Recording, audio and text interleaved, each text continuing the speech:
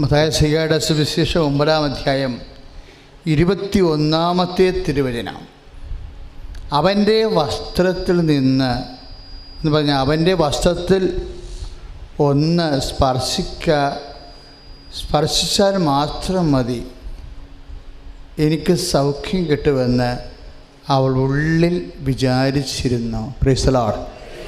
ഏറ്റു പ്രാർത്ഥിച്ച്, അവൻ്റെ വസ്ത്രത്തിൽ ഒന്ന് സ്പർശിച്ചാൽ മാത്രം മതി എനിക്ക് സൗഖ്യം കിട്ടുമെന്ന് അവൾ ഉള്ളിൽ വിചാരിച്ചിരുന്നു.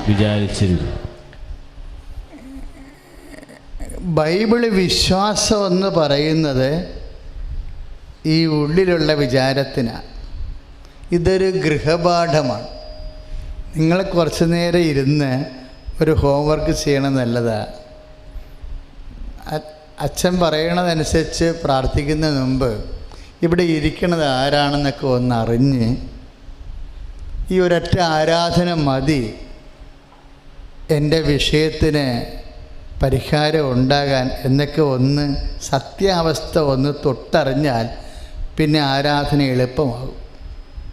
അല്ലെങ്കിൽ നമ്മൾ ഈ ബഹളത്തിൻ്റെ കരിസ്മാറ്റിക് സ്റ്റൈലിൽ പ്രാർത്ഥനയുടെ ഒരു പരാധീനത, പെട്ടെന്നൊരു ബഹളത്തിലേക്ക് മനുഷ്യൻ പെട്ടുപോവുകയും അവൻ്റെ കൈയും കാലും അവയവങ്ങളെല്ലാം അതിൽ മുഴുകുകയും അവൻ്റെ മനസ്സ് അതിൽ നിന്ന് മാറുകയും ചെയ്യും. അതുകൊണ്ടാണ് ഇതിൻ്റെ കൂടെ ശാന്തമായ ചില നിമിഷങ്ങൾ നമുക്ക് ആവശ്യമായി വരുന്നത്. ശാന്തമായ നിമിഷങ്ങളിൽ നിങ്ങൾ ചില കരുതണം. ഈശോയും ഒരു ഹോംവർക്ക് ചെയ്യുന്നുണ്ട് 6:6 അല്ലേ? സെയിം വേർഡാണ് ഉപയോഗിച്ചിരിക്കുന്നത്. ജനക്കൂട്ടത്തെ കണ്ടപ്പോൾ ഈശോയ്ക്ക് എന്നാ തോന്നിയത്? അനുകമ്പ. ജനക്കൂട്ടത്തെ കണ്ടപ്പോൾ അനുകമ്പ തോന്നി. എന്ത് ചെയ്യണമെന്ന് അവൻ നേരത്തെ ഉള്ളിൽ വിചാരിച്ചിരുന്നു. അപ്പോൾ 2 ഉള്ളിൽ വിചാരിപ്പ് വരുന്നുണ്ട്. ഈ ഉള്ളിൽ വിചാരിച്ച വിഷയം പിന്നീട് അത് ചെയ്യണ്ടേ? നമ്മൾ പല കാര്യങ്ങളും വിചാരിക്കണത് എക്സിക്യൂട്ട് ചെയ്യണമെങ്കിൽ ഈശോയ്ക്ക് വേണ്ടതെന്താ? അനുകമ്പ. ഉള്ളിൽ വിചാരിച്ച കാര്യം എക്സിക്യൂട്ട് ചെയ്യണമെങ്കിൽ നമുക്ക് വേണ്ടതെന്താ? വിശ്വാസം. തമ്മിൽ ബന്ധമുണ്ട് ഭയങ്കര. രക്തസ്രാവക്കാരി രോഗി അവൻ്റെ വസ്ത്രത്തിൻ്റെ വിളിമ്പിലെങ്കിലും സ്പർശിക്കാൻ ഇടയായാൽ താൻ സൗഖ്യപ്പെടുമെന്ന് ഉള്ളിൽ വിചാരിച്ചിരുന്നു. അത് അവൾ എക്സിക്യൂട്ട് ചെയ്ത ഉടനെ അപ്പോൾ അവൾക്കത് സൗഖ്യമായി മാറി. എങ്ങനെയാണ് അവളത് നിലവിൽ നടപ്പിൽ വരുത്തിയത്? വിശ്വാസം കൊണ്ട്. ധാരണയെ നമ്മൾ വിശ്വാസം കൊണ്ടാണ്, പ്രവൃത്തി കൊണ്ടാണ് വിശ്വാസം സാധൂകരിക്കുന്നത്. വിശ്വാസം ഉണ്ടായാൽ പോരെ. ഇപ്പം യാക്കോബിൻ്റെ ലേഖനം വേറെ രീതിയിൽ വ്യാഖ്യാനിക്കപ്പെട്ടു പോയിട്ടുണ്ട്. അതും ഒരു അർത്ഥത്തിൽ ശരിയാണ്. പക്ഷേ വിശ്വാസം ഇന്നത്തെ വചനം വിശ്വാസം മൂലമാണ് പ്രവൃത്തി മൂലമാണ് വിശ്വാസം സാധൂകരിക്കുന്നത് അല്ല? ഇന്നത്തെ പള്ളികളിലൊക്കെ വചനം അതാ, പ്രവൃത്തി മൂലമാണ് വിശ്വാസം സാധൂകരിക്കുന്നത്. അപ്പോൾ നമ്മൾ സഹോദരനെ സ്നേഹിച്ചും ത്യാഗപ്രവൃത്തികൾ ചെയ്യും, അങ്ങനെയുള്ള പ്രവൃത്തിയാണെന്ന് നമ്മൾ പെട്ടെന്ന് അങ്ങ് ധരിക്കും. ഒരു ലൈനിൽ നോക്കിയാൽ അത് ശരിയാണ്. പക്ഷേ വിശ്വാസം എന്ന സംഭവം ആ വിശ്വാസത്തിൻ്റെ പ്രവൃത്തിയാലാണ്. ഇപ്പം നമുക്ക് വിശ്വാസമുണ്ട്, നമ്മൾ വീട്ടിൽ തന്നെ ഇരിക്കുകയാണ്, വല്ല പ്രയോജനമുണ്ടോ? ഇല്ല. ആ വിശ്വാസം പ്രവൃത്തി മൂലം സാധൂകരിക്കപ്പെടണം. രക്തസ്രാവ രോഗിക്ക് വിശ്വാസമുണ്ട്. അവൻ്റെ വസ്ത്രത്തിൻ്റെ വിളിമ്പിൽ തൊട്ടാൽ താൻ സൗഖ്യപ്പെടുമെന്ന് ഉള്ളിൽ കരുതുക മാത്രമല്ല, കരുതി വീട്ടിലിരിക്കുകയല്ല ചെയ്യണത്. കരുതിയിട്ട് അവൾ നല്ല വസ്ത്രമൊന്നും ധരിക്കാനില്ലെങ്കിൽ പോലും, കാര്യം ഇങ്ങനെ രക്തസ്രാവം 12 കൊല്ലമൊക്കെ ജീവിക്കുമ്പോൾ ഒരുമാതിരിപ്പെട്ട വസ്ത്രമൊക്കെ നശിച്ചു പോകും. അവൾ തന്നെ ഒരു വീട്ടിലെ ഒരു ദുശകുനമായിട്ടൊക്കെ മാറും. ആരും തിരക്കാനും ചോദിക്കാനും പറയാനും അന്വേഷിക്കാനും ഇല്ലാത്ത ഒരാളായിട്ട് അങ്ങനെ അടിഞ്ഞ് കൂടും. സമൂഹത്തിൻ്റെ ഓരങ്ങളിലേക്ക് എങ്ങനെ അടിഞ്ഞ് കൂടും. കടലിലടിഞ്ഞ ശവം പോലെ സമൂഹത്തിൻ്റെ കടലിൽ അവൾ ഇങ്ങനെ ഓരം കെട്ടപ്പെട്ടു പോകുന്ന ഒരവസ്ഥയാണ്. രക്തസ്രാവക്കാരി രോഗിയുടെ കഥ ഭയങ്കരമാണ് ശരിക്കും. കാര്യം അവൾ 12 കൊല്ലം ഒന്നാമത്തെ യഹൂദൻ്റെ ഒരു സമുദായത്തിലാണ് രക്തസ്രാവ രോഗം പിടിച്ചിരിക്കുന്നത്. അങ്ങനെ പിന്നെ അവളുടെ പട്ടിയുടെ വില പോലും ഉണ്ടാകത്തില്ല. പണവും പോയി, പേരും പോയി, പെരുമയും പോയി, എല്ലാം പോയി. ഇപ്പം ചില നമുക്കും അങ്ങനെ സംഭവിക്കും. നമുക്ക് പണമൊക്കെ പോയി കഴിഞ്ഞാലും പിന്നെ സൗന്ദര്യം പോകും, പേര് പോകും, സ്വാധീനം പോകും, എല്ലാം പോകും. ഇങ്ങനെ എല്ലാം നമുക്ക് നഷ്ടപ്പെട്ടാലും നീ നിൻ്റെ ദൈവത്തിൻ്റെ അടുത്ത് വരുമ്പോൾ ദൈവത്തിന് നിന്നെക്കുറിച്ചുള്ള ഒരു കരുതൽ എന്താ? നീ ഏതവസ്ഥയാണെങ്കിലും നിന്നെ കരകയറ്റാൻ എന്ത് ചെയ്യണമെന്ന് അവന് നേരത്തെ അറിയാമായിരുന്നു. കൈ അടിച്ചു കിടന്ന സ്ഥലം.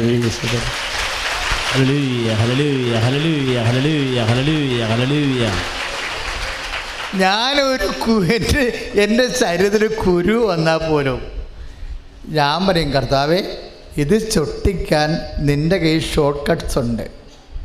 എനിക്ക് ജോലിയുണ്ട്, എൻ്റെ ജോലി നീ മുടക്കാൻ അനുവദിക്കരുത്. ഇത് അവസാനിപ്പിക്കാൻ ഇത് എത്രയും കുറച്ച് സമയം കൊണ്ട് എത്ര ഭംഗിയായിട്ട് അവസാനിപ്പിക്കാൻ നിനക്ക് കഴിയും. അതാണ് ബൈബിൾ പറയണത്. എന്ത് ചെയ്യണം? അതാണ് യോഹന്നാൻ 6:6. ഇപ്പം നിൻ്റെ കടയാ. ഇപ്പം ഇന്ന് ഇങ്ങോട്ട് പോരാൻ നേരത്ത് ഒരു മോള് വന്നിച്ചും പറഞ്ഞ്, എൻ്റെ അച്ഛാ, എൻ്റെ ഓട്ടോറിക്ഷയും കൊണ്ട് ആൾക്കാർ അവർ പിടിച്ചെടുത്തോണ്ട് പോയെന്ന് പറഞ്ഞ്. ഓട്ടോറിക്ഷയോ ബസ്സോ? അപ്പം എനിക്ക് ഇങ്ങോട്ട് പോരാനുള്ള ധൃതി കൊണ്ട് ഞാൻ പറഞ്ഞു, നീ കൃപാസനോട് വന്നേക്കാൻ പറഞ്ഞു. കാര്യം അപ്പോഴാണ് അവൾ ഓടി വരണത്.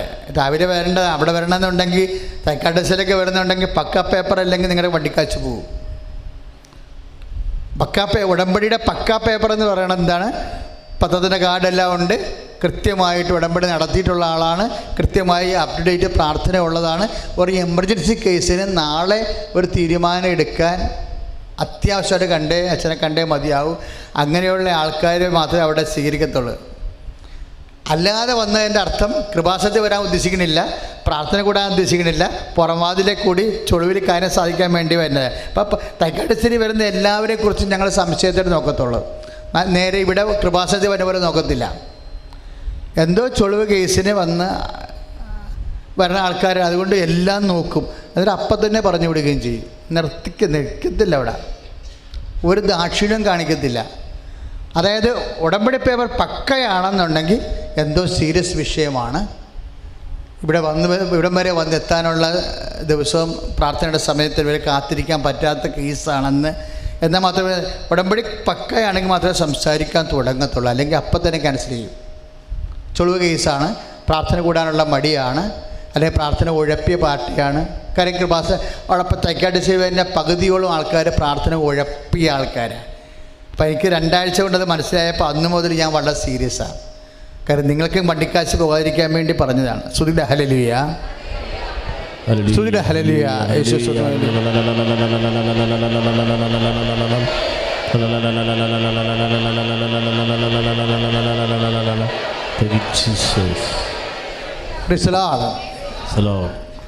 അപ്പോഴ് അവിടെ ലോൺ മുടങ്ങിയപ്പോൾ ബ്ലേഡുകാർ അവിടെ വാഹനം എടുത്തുകൊണ്ട് പോയി.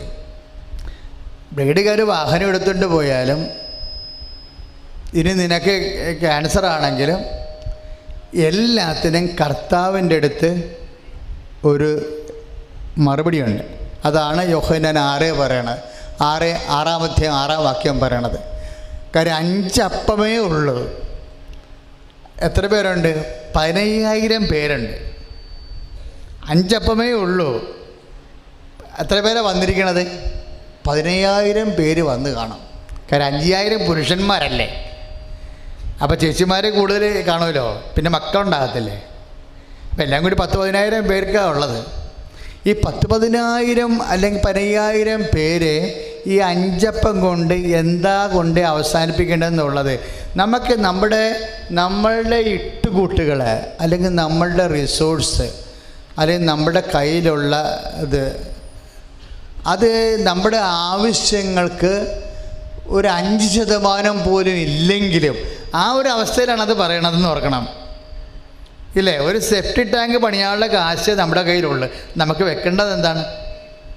വീടാണ് വെക്കേണ്ടത്. അതാണ് സംഭവം. അപ്പോൾ 5 അപ്പമാണ് ഉള്ളത്. എത്ര പേരാണ് ഉള്ളത്? 15,000 പേരാണ് ഉള്ളത്.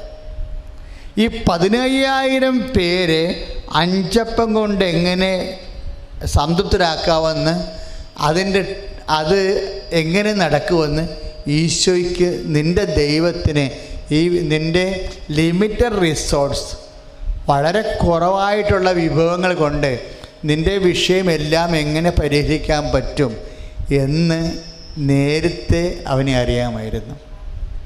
അതുകൊണ്ട് എന്താ പ്രശ്നം എന്നറിയാമോ? അങ്ങനെയുള്ളപ്പോൾ എപ്പോഴും നമ്മൾ ചെയ്യേണ്ടൊരു വിഷയം,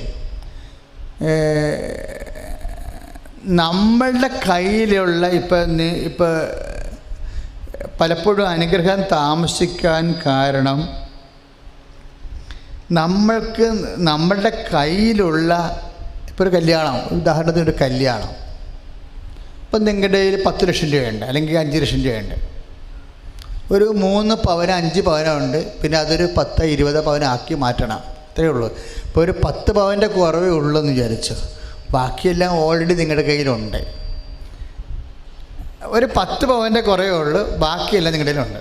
അപ്പോൾ നിങ്ങളുടെ വേറെ ഒരു ഇത് സെയിം കേസ് തന്നെ, അവരുടെ കയ്യിൽ 10 പവനും ഇല്ല, 10 ഗ്രാമും ഇല്ല, 10 രൂപയും ഇല്ല. ഇവിടെ എന്താ പ്രശ്നം വെച്ചാൽ, ആർക്കാണ് അനുഗ്രഹം നിറയാൻ സാധ്യതയെന്ന് പറയണത്?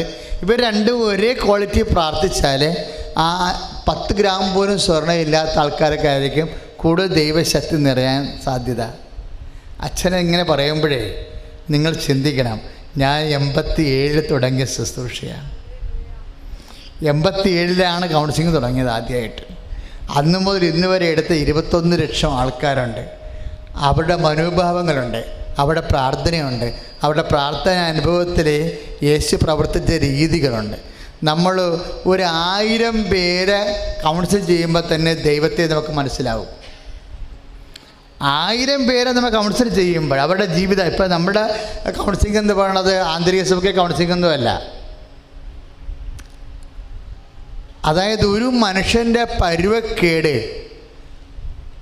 ഇപ്പോൾ നിനക്ക് അനുതാപമില്ലെങ്കിൽ നിന്നെപ്പോലൊരു വ്യക്തിക്ക് അനുതാപം ഉണ്ടാക്കണമെങ്കിൽ ചിലപ്പോൾ ഒരു ധ്യാനം കൂടിയാൽ കിട്ടത്തില്ല. ഓരോ വ്യക്തികൾക്കും അനുതാപം ഉണ്ടാകണമെങ്കിൽ അവരവരുടെ മാനസികാവസ്ഥ അനുസരിച്ച് വേണ്ട. ഇപ്പോൾ ഇതിന് ഉദാഹരണത്തിന് പത്രോസ് അന്ത്രയോസുമായിട്ട് ഭയങ്കര ഗുസ്തിയായിരുന്നു. അന്ത്രയോസാണ് ആദ്യം ഈശോനെ കണ്ടത്.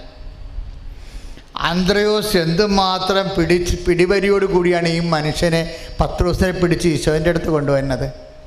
അപ്പോഴും അവൻ മത്സരിച്ച് നിൽക്കുന്ന ആളാണ് പത്രോസ്. എന്നിട്ട് അവനോട് അനുതാപപ്പെടണമെന്ന ഇങ്ങനെ ഒത്തിരി കാര്യം. അന്ത്രയോസൊക്കെ യോഹന്നാൻ മാന്താനയുടെ ശിഷ്യന്മാരാണ്. അപ്പം യോഹന്നാൻ മാന്താനായി എന്ന് കേട്ടത് എന്താണ്? അവർ അനുതാപത്തിൻ്റെ സുവിശേഷമാണ് കേട്ടത്. ജെയിംസ്, യാക്കോബ്, യോഹന്നാൻ, ഇവരൊക്കെ യോഹന്നാൻ മാന്താന സ്നാപയോഹന്നാൻ്റെ ശിഷ്യന്മാരാണ്. അപ്പം സ്നാപയോഹന്നാൻ്റെ പഠനങ്ങളിൽ നിന്നെല്ലാം വരണത് എന്താ? വൃക്ഷങ്ങളുടെ വേരിന് കോടാലി വയ്ക്കപ്പെട്ടിരിക്കുന്നു, ഫലം തരാത്ത വൃക്ഷങ്ങളെല്ലാം വെട്ടി തീയിലെറിയപ്പെടും. അങ്ങനെ അനുതാപത്തിൻ്റെ പ്രവാചക വചനങ്ങളാണ് ഉണ്ടാകും. ഇതൊക്കെയാണ് അന്ത്രയോസും പഠിച്ചിരിക്കുന്നത്. അന്ത്രയോസ് പല പ്രാവശ്യം പറഞ്ഞിട്ട് കർത്താവിൻ്റെ അടുത്ത് ചെല്ലുമ്പോൾ നീ വിശുദ്ധി പാലിക്കണമെന്ന് പറഞ്ഞു. കർത്താവ് ഒരിക്കലും അവനോട് പറഞ്ഞിട്ടില്ല നീ വിശുദ്ധി പാലിക്കണമെന്ന്. പറഞ്ഞോ? ഇല്ല. അന്ത്രയോസ് സ്നാപയോഹന്നാൻ്റെ ശിഷ്യനായത് കാരണം, അല്ലെങ്കിൽ യോഹന്നാനും ജെയിംസും സ്നാപയോഹന്നാൻ്റെ ശിഷ്യന്മാരായ കാരണം അവർക്ക് അവൻ്റെ രീതികളറിയാം, അനുഗ്രഹത്തിൻ്റെ രീതികളറിയാം.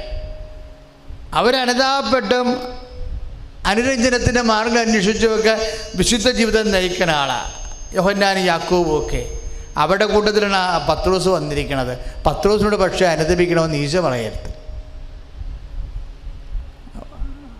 ഈശോ അതിനെ പറയാൻ എന്ത് ചെയ്ത് അവൻ്റെ ഭൗതിക മാർഗങ്ങളെ വർദ്ധിപ്പിച്ചു. ഇല്ലേ? ഭൗതിക മാർഗങ്ങളെ വർദ്ധിപ്പിച്ചു. മീനില്ലാത്ത കടലിൽ വലയിറക്കാൻ പറഞ്ഞ്. മീനില്ലാത്ത കടലിൽ വലയിറക്കുക, ദൈവശക്തിയില്ലാത്ത വസ്ത്രത്തിന് വിളിമ്പി തൊടുക, ഇതൊക്കെ ഒരു പണിയാണ് സുവിശേഷത്തിൻ്റെ. മീനില്ലാത്ത അപ്പോൾ പത്രോസ് പറഞ്ഞു, രാത്രി മുഴുവൻ ഞങ്ങൾ അധ്വാനിച്ചിട്ട് ഞങ്ങൾക്ക് ഒന്നും കിട്ടിയില്ല. അപ്പോൾ രാത്രി എന്ന് പറയുമ്പോൾ തന്നെ മനസ്സിലാകുമല്ലോ, പകല് പണിക്ക് പോകാൻ പറ്റാത്തത് കൊണ്ടാണ്. പകല് മീനില്ല, വെള്ളം തെളിഞ്ഞ് കിടക്കുന്നതാണ്. അപ്പോൾ വെള്ളം തെളിഞ്ഞ് കിടക്കുന്ന കാലമായതുകൊണ്ട് മീൻ മിക്കവാറും മുകളിൽ വരത്തില്ല, അടിയിൽ പോയി തങ്ങി നിൽക്കുകയുള്ളൂ. അപ്പോൾ ഈ പത്രോസൊക്കെ പണ്ട് ഉപയോഗിച്ചിരിക്കുന്നത് പെർസിയൻ നെറ്റ്സാണ്. ട്രോളിങ്ങൊക്കെ അടുത്ത കാലത്ത് തുടങ്ങിയതാണ്. 10 നോർവേക്കാർ ട്രോളിങ് തുടങ്ങിയത് 55-ലാണ്. അരനൂറ്റാണ്ടേ ആയുള്ളൂ ട്രോളിങ് തുടങ്ങി. അടി വടിച്ച് ട്രോളിങ് ചെയ്തിട്ട്. അങ്ങനെ വലയില്ല. പത്രോസിൻ്റെ കാലത്തൊക്കെ മുകളിൽ, ഇപ്പം നമ്മൾ കോരണ തരം മുകളിൽ കോരണ വരെയാണുള്ളത്. അത് കാരണം രാത്രി പണി, പകല് മീനില്ല എന്ന് പറഞ്ഞു കഴിഞ്ഞാൽ ഇപ്പോഴത്തെ കണ്ടീഷനിൽ ചെളിയിൽ പോയി പൂണ്ടിരുന്നാൽ പോലും പിടിച്ചുകൊണ്ട് വരാൻ പറ്റിയ വല ഇപ്പോഴുണ്ട്. ഇപ്പുറത്ത് ട്രോളിംഗ് ഉണ്ട്. പക്ഷേ പത്രോസിൻ്റെ കാലത്ത് സംഭവമില്ലാത്ത കാരണം മുകളിൽ വരുന്ന മീനിനെ പിടിക്കാൻ പറ്റത്തുള്ളൂ. ഇപ്പം ബലാജിയിൽ നടുക്കും കൂടി കോരുന്നുണ്ട് അവർ, പ്രത്യേക ഷാഫ്റ്റ് ചൈനക്കാരുടെ വെച്ചുകൊണ്ട്. അത് നിരോധിക്കണമെന്ന് ഇപ്പം നമ്മൾ ആവശ്യപ്പെടണം. അപ്പോൾ അതുകൊണ്ടാണ് പകല് മീൻ കിട്ടാത്തത് കൊണ്ട് രാത്രി ഇരുട്ട് തക്കവാ. അപ്പോൾ മീൻ മുകളിൽ വരും. നിലാവില്ലാത്ത കാരണം നമുക്ക് കാണാൻ പറ്റും, കവറുള്ളത് കാരണം. അപ്പോൾ രാത്രി പണി. അപ്പോൾ രാത്രിയിലും മീനില്ലെന്ന് പറഞ്ഞു കഴിഞ്ഞാൽ മത്സ്യത്തൊഴിലാളി സഹോദരങ്ങളുടെ ഇരിപ്പില്ല, അവർക്ക് മനസ്സിലാവും എന്താണ് സംഭവിച്ചിരിക്കണതെന്ന്. ഇരുട്ട് തക്കത്തിന് മീൻ മുകളില്ലെന്നുണ്ടെങ്കിൽ മീനില്ലെന്നതിൻ്റെ അർത്ഥം കടലിലേ ഇല്ല, ആ രാജ്യത്ത് മീനില്ല. ആ രാജ്യത്തിൽ ആ കടലിലെ മീനില്ലെങ്കിലും കർത്താവ് പറയും വല നീക്കാൻ പറയും. ഇല്ലാത്ത സ്ഥലത്ത് ചില ആൾക്കാർ പറയല്ലേ, എന്നെ വെള്ളമില്ലാത്ത സ്ഥലത്ത് എന്നോട് മുങ്ങാൻ പറയരുതെന്ന് പറയത്തില്ലേ? വെള്ളമില്ലാത്ത സ്ഥലത്ത് ഞാനെങ്ങനെ മുങ്ങുമെന്ന്. വിശ്വാസം വെള്ളമില്ലാത്ത സ്ഥലത്ത് മുങ്ങണ ഏർപ്പാടാണ്. കൈയിടിച്ച് കർത്താവ്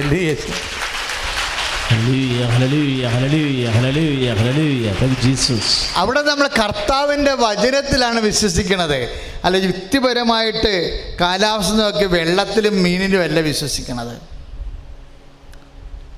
വല കഴിഞ്ഞപ്പോൾ അതുകൊണ്ടല്ലേ പറയണത്, നീ പോവുക, പറഞ്ഞു വിടുകയല്ലേ. പറഞ്ഞു വിടുമ്പോഴാണ് നീ കടലിൽ പോയി ചൂണ്ടയിടുക. ആദ്യം കിട്ടുന്ന മത്സ്യത്തിൻ്റെ വായിൽ സ്ഥാതികനുണ്ടാകും, അതെടുത്ത് എനിക്ക് നിനക്ക് വേണ്ടി നികുതി കൊടുക്കാൻ പറയും.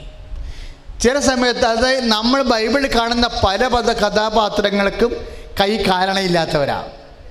ആ കാരണം ഉണ്ടാക്കാനുള്ള മാർഗം പോലും ഇല്ലാത്തവരാണ്. കാരണം ഉണ്ടാക്കാൻ പോലും മാർഗമില്ലാത്തവരോട് കർത്താവ് പറയും, I am the way, the truth and life, ഞാനാണ് വഴി എന്ന് കൈയടിച്ച് കർത്താവ്.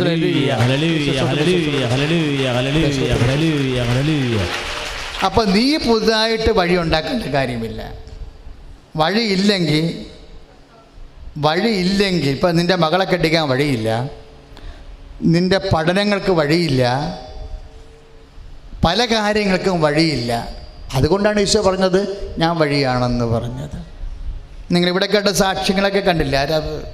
ഒരു മുസ്ലിം സഹോദരി സാക്ഷ്യം പറഞ്ഞിട്ട് അവരുടെ സാക്ഷ്യം പറഞ്ഞപ്പോഴേ ഞാൻ ഓർത്തത്, ഒരു 3 മാസം മുമ്പ് വേറൊരു മുസ്ലിം സഹോദരി സാക്ഷ്യം പറഞ്ഞായിരുന്നു. ഇവിടെ സാക്ഷ്യങ്ങൾക്ക് തമ്മിലൊരു ചെറിയ ബന്ധമുണ്ട്. പണ്ടിത് ഒരു ഉമ്മ ഇവിടെ ഒരു 3 മാസം മുമ്പ് ഇവിടെ കയറി വന്ന് അവർ എന്താ അവരുടെ ഉടുപ്പൊക്കെ ഇട്ടാണ് വന്നത്, കറുത്ത ഉടുപ്പൊക്കെ ഇട്ട് വന്നു. അപ്പോൾ അവരെന്നോട് പറഞ്ഞത്, എൻ്റെ അച്ഛാ ഞാനൊരു വീട്ടിൽ ചെന്ന് ആ വീട്ടിൽ നിന്ന് എൻ്റെ മകളുടെ കല്യാണത്തിന് 25,000 രൂപ അവർ തന്നതാണ്. പക്ഷേ ഈ പ്രാവശ്യം ഞാൻ അവരുടെ വീട്ടിൽ ചെന്നപ്പോൾ അവർ പറഞ്ഞ് ഞങ്ങളുടെ കമ്പനി തകർന്നിരിക്കുകയാണ്, ഞങ്ങൾക്ക് അമേരിക്കൻ ഓർഡർ ബ്ലോക്കായിപ്പോയി. അപ്പോൾ അങ്ങനെ വന്നാൽ ഞങ്ങൾ വാങ്ങിച്ചവരും കൊടുക്കാനുള്ള ബാധ്യതക്കാരുണ്ട്, കോടികൾ കടമാണ്, ഉമ്മ പ്രാർത്ഥിക്കണമെന്ന് പറഞ്ഞു. ഉമ്മ ഈ കൂട്ടത്തിൽ വെച്ച് എന്നോട് പറഞ്ഞു, വെച്ചാൽ ആ വീടിന് വേണ്ടി പ്രാർത്ഥിക്കണേ വെച്ചാൽ അതിങ്ങ് രക്ഷപ്പെട്ട അതുങ്ങൾ ഞാനും രക്ഷപ്പെടുമെന്ന് പറഞ്ഞു. അപ്പം ഞാനും ഉമ്മേൻ്റെ തലയെ കൈ വെച്ചിട്ട് പറഞ്ഞ് 8 ദിവസം അല്ലെങ്കിൽ 8 മാസം. ആ സാക്ഷ്യം പത്രത്തിലുണ്ട് നമ്മുടെ. 8 ദിവസം അല്ലെങ്കിൽ 8 മാസം. 8 ദിവസം എന്ന് പറഞ്ഞപ്പോഴേ ആണ് ആദ്യം പറഞ്ഞത്. പക്ഷേ 8ാമത്തെ ദിവസം, ആ 8 ദിവസം അമേരിക്കൻ കമ്പനി അവർക്ക് ഓർഡർ കൊടുത്തു. ഇപ്പം ഇവിടുത്തെ സാക്ഷ്യം എന്താ? എപ്പിലെപ്സി അതോ എന്തോ ഹിസ്റ്റീരിയ എന്തോ അസുഖമാണ് അല്ലേ അവർക്ക്. അവിടെ തലയൊക്കെ വെച്ചിട്ട് നമ്മളെന്താ പറയണത്? 10 ദിവസം. അതാണ് ആ സാക്ഷ്യം തമ്മിലുള്ള ബന്ധം. 10 ദിവസം കർത്താവ്, 10ാമത്തെ ദിവസം കർത്താവ് നിന്നെ സ്പർശിക്കും. ഇവിടെ എന്താ സംഭവം എന്ന് പറഞ്ഞാൽ, നമ്മൾ രാത്രി മുഴുവൻ അധ്വാനിച്ചിട്ട് നമുക്ക് ഒന്നും കിട്ടിയില്ല എന്ന് പറയുമ്പോൾ മീനില്ലാത്ത സ്ഥലത്തേക്ക് നീ വലയിറക്കാൻ പറയുകയാണ്. എന്താ കാര്യം? അവിടെ മീനില്ല. പക്ഷെ വലയിറക്കി കഴിയുമ്പോൾ മീന് കർത്താവ് കൊണ്ടുവന്ന് ഡിസ്പോസ്. ഇതാണ് നമ്മ വിശ്വസിക്കുന്നത്. പറഞ്ഞാൽ മനസ്സിലായില്ലേ? മീൻ കടലില്ലല്ലോ. വിശ്വാസത്തിൻ്റെ ഒരു ലോകമുണ്ട്. ഇത് ഇട്ടുകൊണ്ട് ദൈവത്തെ അന്വേഷിക്കുന്നവർക്ക് ഈ ജന്മത്ത് കാണാൻ പറ്റത്തില്ല. വിശ്വാസ ലോകം എന്ന് പറയുന്നത് കടലിൽ മീനില്ല. ബൈബിൾ പ്രഖ്യാപിച്ച് മീനില്ലെന്ന്. മീനില്ലെന്ന് പ്രഖ്യാപിക്കുമ്പോഴേ കർത്താവ് പറയും മീനില്ല. I also know it. എനിക്കും അറിയാം ഈ കടലിൽ ഒരു കരിനന്തം പോലും ഇല്ലെന്ന്. But you cast your net, നീ വലയിറക്കുക എന്ന് പറയും. വല ഇറങ്ങിപ്പോകുമ്പോൾ കർത്താവിനുള്ള വിശ്വാസത്താലാണ് ആ വല ഇറങ്ങിപ്പോണത്. ദൈവം കാണുമ്പോൾ ദൈവം കൊണ്ടുവന്ന് ആ വരക്കൊള്ളാനുള്ള മീൻ കൊണ്ടുവന്ന് നിക്ഷേപിക്കുന്ന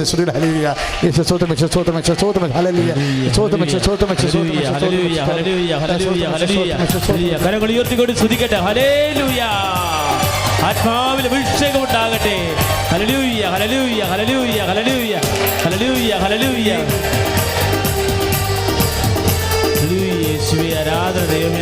തീപോലെ ഇറങ്ങണമേ, അഗ്നിനാവായി പതിയണമേ, കൊടും കാറ്റായി വീശണമേ, ആത്മനദിയായി ഒഴുകണമേ. കരങ്ങൾ ഉയർത്തി. തീപോലെ ഇറങ്ങണമേ, അഗ്നിനാവായി പതിയണമേ, കൊടും കാറ്റായി വീശണമേ, ആത്മനദിയായി ഒഴുകണമേ. അന്ത്യകാല അഭിഷേകം സകല ജഡത്തിന്മേലും, കൊയ്ത്തുകാല സമയമല്ലോ, ആത്മാവ് നിറയ്ക്കണമേ. തീ പോലെ ഇറങ്ങണമേ, അഗ്നിനാവായി പതിയണമേ, കൊടും കാറ്റായി വീശണമേ, ആത്മനദിയായി ഒഴുകണമേ. പരിശുദ്ധവും ആരാധനയും സ്തുതിയും പുകഴ്ചയും ഉണ്ടായിരിക്കട്ടെ.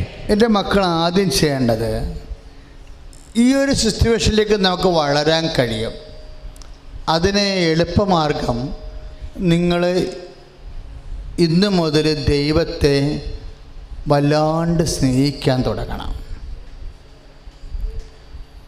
കാര്യം ദൈവത്തെ, അത് ഏറ്റവും വലിയ, ഇങ്ങനെ ഈ ലെവലിലോട്ട് നമുക്ക് വരണമെങ്കിൽ എളുപ്പമാർഗ്ഗങ്ങളിൽ ഒന്ന്, ഇപ്പോൾ നീ ഇപ്പോൾ ഒരാളോട് ക്ഷമിച്ചെന്ന് വിചാരിച്ചോ, ക്ഷമിക്കാനുള്ള യാതൊരു കപ്പാസിറ്റിയും ഇല്ല.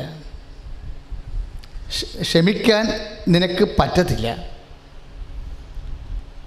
പക്ഷേ എങ്കിലും നിനക്ക് ചെയ്യാൻ പറ്റാത്ത ഒരു കാര്യം കർത്താവ് നിന്നോട് പറയുകയാണ്, നീ ശത്രുക്കളോട് ക്ഷമിക്കുവിൻ. നിന്നോട് ശണ്ട കൂടുന്നി ഉടുപ്പ് കരസ്ഥമാക്കുന്നവന് മേലെങ്കിൽ കൂടി വിട്ടുകൊടുക്കും. ഇതല്ലേ ക്രിസ്തു മാർഗം, ഇല്ലേ? അപ്പം നമുക്ക് നമ്മൾ ലോകത്തിൻ്റെ സന്തതികളല്ല.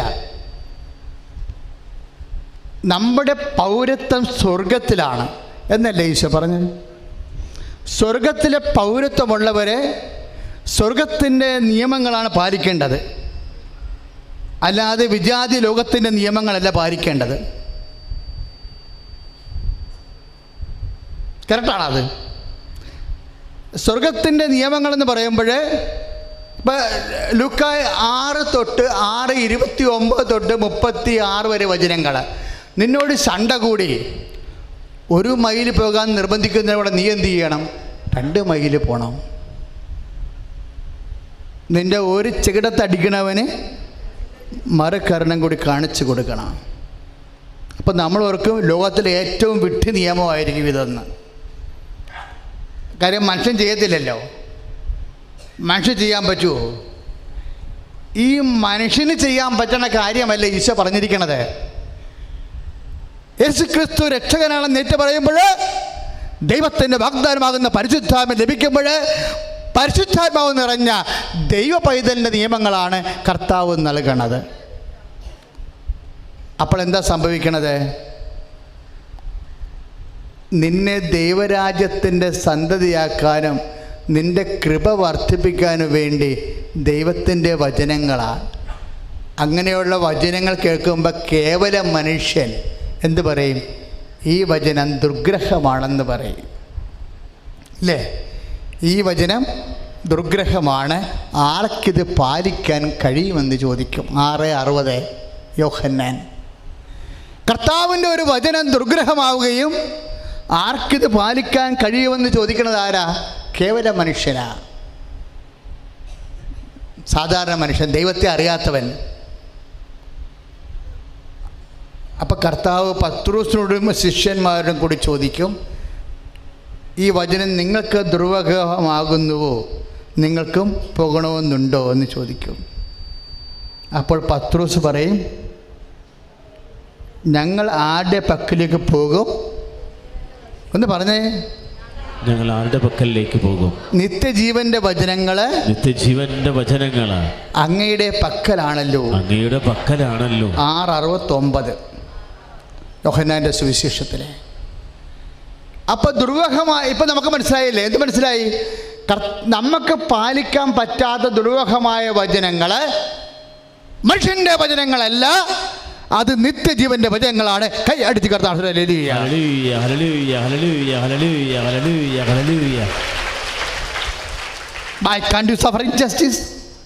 അതുകൊണ്ടല്ലേ കർത്താവ് ചോദിക്കണത്, അനീതി നിങ്ങൾക്ക് എന്തുകൊണ്ട് സഹിക്കാൻ പറ്റണില്ലെന്ന്? എന്തുകൊണ്ട് അങ്ങനെ ചോദിക്കണത്? അനീതി സഹിക്കണമെങ്കിൽ അതിൻ്റെ അകത്ത് നിത്യജീവൻ ഉണ്ടെന്ന് നമുക്കറിയണം. ഇപ്പം കർത്താവ് എന്താ പറഞ്ഞിരിക്കണത്? ഇപ്പം ദൈവം യോജിപ്പിച്ചത് മനുഷ്യൻ വേർപെടുത്താതിരിക്കട്ടെ. ഇപ്പം ഇന്ന് ഒരു സ്ത്രീ അവിടെ വന്നിട്ടുണ്ടായിരുന്നു. അവളോട് ഞാൻ അവനെയും കൊണ്ടുപോയി ഞാൻ സക്രാരി ഒട്ടിച്ച് വെച്ച് സത്യം ചെയ്യിച്ചതാണ്. കാര്യം അവൾ ഭർത്താവ് കൂടെ ഉണ്ടെങ്കിലും വേറെ ഒരുത്തനുമായിട്ട് ലൈനാണ്. അപ്പോൾ ഞാൻ ആ ഭർത്താവിനെ ഒരു പരുവത്തിലാക്കി അവളെയും പരുവത്തിലാക്കി രണ്ടിനെയും കൊണ്ട് ആൾക്കാരെ കൊണ്ട് ഒട്ടിച്ച് വെച്ച് പറ്റിച്ച് വെച്ച് പ്രതിജ്ഞ ചെയ്യിച്ചതാണ്.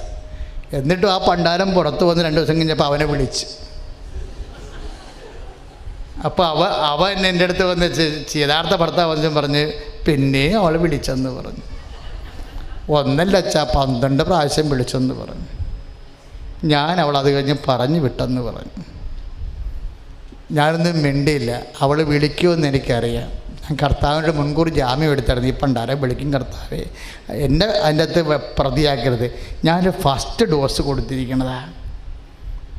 ഇപ്പം അവൾ മാനസാന്തരപ്പെട്ട് രാവിലെ എൻ്റെ അടുത്ത് വന്നിരിക്കുക. അവരൊന്ന് പിടിച്ചു കൊടുക്കാൻ ആരാ? യഥാർത്ഥ ഭർത്താവിനാണ്. ഞാൻ പറഞ്ഞ് നിൻ്റെ സൗകര്യത്തെ വിളിക്കാതിരിക്കണില്ല, ഞാൻ ഇവിടേക്ക് ധ്യാനമുണ്ട്, പോയിട്ട് വരട്ടെ, നമുക്ക് ഈ വിഷയം കൈകാര്യം ചെയ്യാമെന്ന് പറഞ്ഞു. അപ്പോഴും എന്താണ്, അത്രയും അവിശ്വസത കാണിച്ച സ്ത്രീയെയും പിടിച്ച് നിർത്തിയിരിക്കുകയാണ്. എന്താണ്? യഥാർത്ഥ ഭർത്താവിലേക്ക് കൊണ്ടുവരാൻ. ഞാൻ യഥാർത്ഥ ഭർത്താവിനെ എന്താ അച്ഛൻ ഉദ്ദേശിക്കുന്നത്? ഞാൻ അവനെ വിളിക്കും. വിളിച്ചു പറഞ്ഞ മകനെ, നിൻ്റെ മറ്റേ ലൈൻ അടിച്ച പെണ്ണുമ്പിളെ കിട്ടിയിട്ടുണ്ട്, നീ വാ എന്ന് പറയും. പിന്നെ ഞാനങ്ങും വരത്തില്ലെന്ന് പറയും. നീ വാടാ ഇങ്ങോട്ട്, സംസാരിക്കാം, നമുക്കിത് സംസാരിക്കാടാന്ന് പറയും. എന്ത് ഞാൻ ഉദ്ദേശിക്കുന്നത്?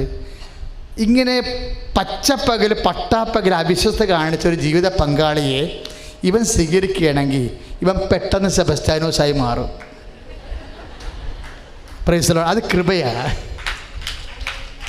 അത് കൃപയാണ്. കാര്യം ഇതിൻ്റെ അകത്ത് അതായത് ദുർവഹമായ എല്ലാ വചനങ്ങളിലും വാഗ്ദാനം ഇരിപ്പുണ്ട്.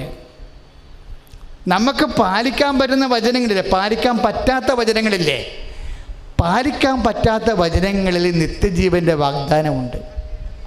കർത്താവ് പണ്ട് മുതലേ ഭയങ്കര സൂത്രം പിടിച്ച ആളാണ്. നിധിവചനങ്ങളെന്നും പറഞ്ഞ് കുറേ സംഭവമുണ്ട്. കർത്താവ് മറച്ചു വെച്ച നിധി ജീവിതങ്ങളുണ്ട്. കർത്താവ് പറഞ്ഞില്ലേ, നീ ഒരു നിധി കണ്ടെത്തി കഴിഞ്ഞാൽ അത് മറച്ചു വെച്ചിട്ട് പോയി നിനക്കുള്ളത് വിൽക്കണമെന്ന്. നമ്മൾ മത്തായിയുടെ 6-ാം അധ്യായം വായിക്കുമ്പോഴൊക്കെ എന്താ പറയണത്? നീ ഒരു നിധി കണ്ടെത്തി കഴിഞ്ഞാൽ അത് ഉടനെ ആരും കാണാതിരിക്കാൻ വേണ്ടി മറച്ചു വെക്കണം, കുഴിച്ചിടണം. എന്നിട്ട് പോയി നിനക്കുള്ള വിറ്റിട്ട് ആ പറമ്പ് മേടിക്കണം, നിധി കുഴിച്ചിട്ടിരിക്കണം.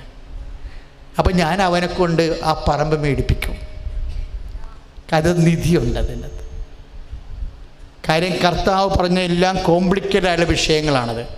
മനുഷ്യനെ അക്സെപ്റ്റ് ചെയ്യാനോ ഉൾക്കൊള്ളാനോ പറ്റത്തില്ല. ഒരു കാരണത്തെ അടിക്കണവന് മറുകരണം കാണിച്ചു കൊടുക്കുക, 1 മൈൽ പോകാൻ നിർബന്ധിക്കുന്നതിന് കൂടെ 2 മൈൽ പോവുക, ഉടുപ്പ് കള്ളക്കേസ് ഉണ്ടാക്കി അല്ലാതെ ഉടുപ്പ് കരസ്ഥമാക്കാൻ ഉദ്ദേശിക്കുന്ന മേലെങ്കിൽ വിട്ടുകൊടുക്കുക. അപ്പം നമുക്ക് ലഭിക്കുന്നതിനേക്കാൾ ഇരട്ടി. ഇപ്പം ചില ആൾക്കാരുടെ വീട്ടിൽ അവിടെ സ്വന്തം അപ്പനെയും അമ്മനെ അവർ നോക്കുന്നുണ്ട്. അതിന് അനുജന്മാരാണ് അവിടെ സമ്പത്ത് കൈകാര്യം ചെയ്യണം. അപ്പനും മാതാപിതാക്കന്മാരുടെ അനുജന്മാരുടെ നാട്ടിലില്ലാത്ത കാരണം ഇപ്പം നമ്മൾ നടുവത്തെ മകനും മൂത്ത മകനും ആയിരിക്കും സ്വന്തം അമ്മയും നോക്കണത്. അനുജനാണ് അമ്മയുടെ സ്വത്ത് വാങ്ങിക്കണത്, പെൻഷൻ വരെ മേടിക്കണവനാണ്. നമുക്ക് പോകാൻ പറ്റാത്ത കാരണം പവർ ഓഫ് അറ്റോർണി മേടിച്ചിരിക്കുകയാണ് പെൻഷൻ മേടിക്കാൻ വേണ്ടി. ഇപ്പം പിന്നെ എന്തോ ഗവൺമെൻറ് വേറെ എന്തോ പരിപാടി ചെയ്തിട്ടുണ്ട്. പക്ഷേ ഇപ്പം എന്നെ പറ്റിയിരിക്കുന്നത് ഭാര്യയുടെ വീട്ടിലും ഭാര്യയുടെ അപ്പം മരിച്ചപ്പോൾ അമ്മ നോക്കാൻ ആരുമില്ല, അവരും ഇങ്ങോട്ട് വരാൻ പോവുകയാണ്. ഇപ്പം നമ്മുടെ കൂടെ അപ്പനുണ്ട്, നമ്മുടെ അമ്മ ഉണ്ട്. അവരുടെ ഓഹരി ചെയ്യണതും നമ്മൾ ചിലവ് ചെയ്യണ വരവ് അനുജനെയാണ് കിട്ടണത്. നമ്മളവിടെ പോയി തർക്കിക്കാൻ പോണില്ല. എടാ നീയല്ലേ വരവ് മേടിക്കണത്, നീയല്ലേ അമ്മയുടെ കൊണ്ട് തിന്നണത്, ഞാനല്ലേ അമ്മയെ നോക്കണത്, ഇതിവിടെ നടക്കത്തില്ല എന്ന് പറഞ്ഞുകൊണ്ട് ഞാൻ അമ്മയെ കൊണ്ട് കേസ് കൊടുപ്പിക്കുമെന്നൊക്കെ പറയാം. അത് മാനുഷികമായിട്ട് പറയാം. പക്ഷേ പ്രശ്നമുണ്ട്. ഇവിടെ ചോദിച്ചിട്ട് വേണം പറയാൻ. അപ്പോൾ ഇവിടെ പറയും തർക്കിക്കാൻ നിൽക്കേണ്ടെന്ന് പറയും. അത് ഇപ്പോൾ ഐസയ 53:7 അവൻ തർക്കിക്കുകയോ ബഹളം വെക്കുകയില്ല. എന്താ കാര്യം? ഐസയ 53:7 അനുസരിച്ച് എന്തുകൊണ്ടാണ് അവൻ തർക്കിക്കാതിരുന്നത്? എന്തുകൊണ്ടാണ് അവൻ ബഹളം വെക്കാതിരുന്നത്?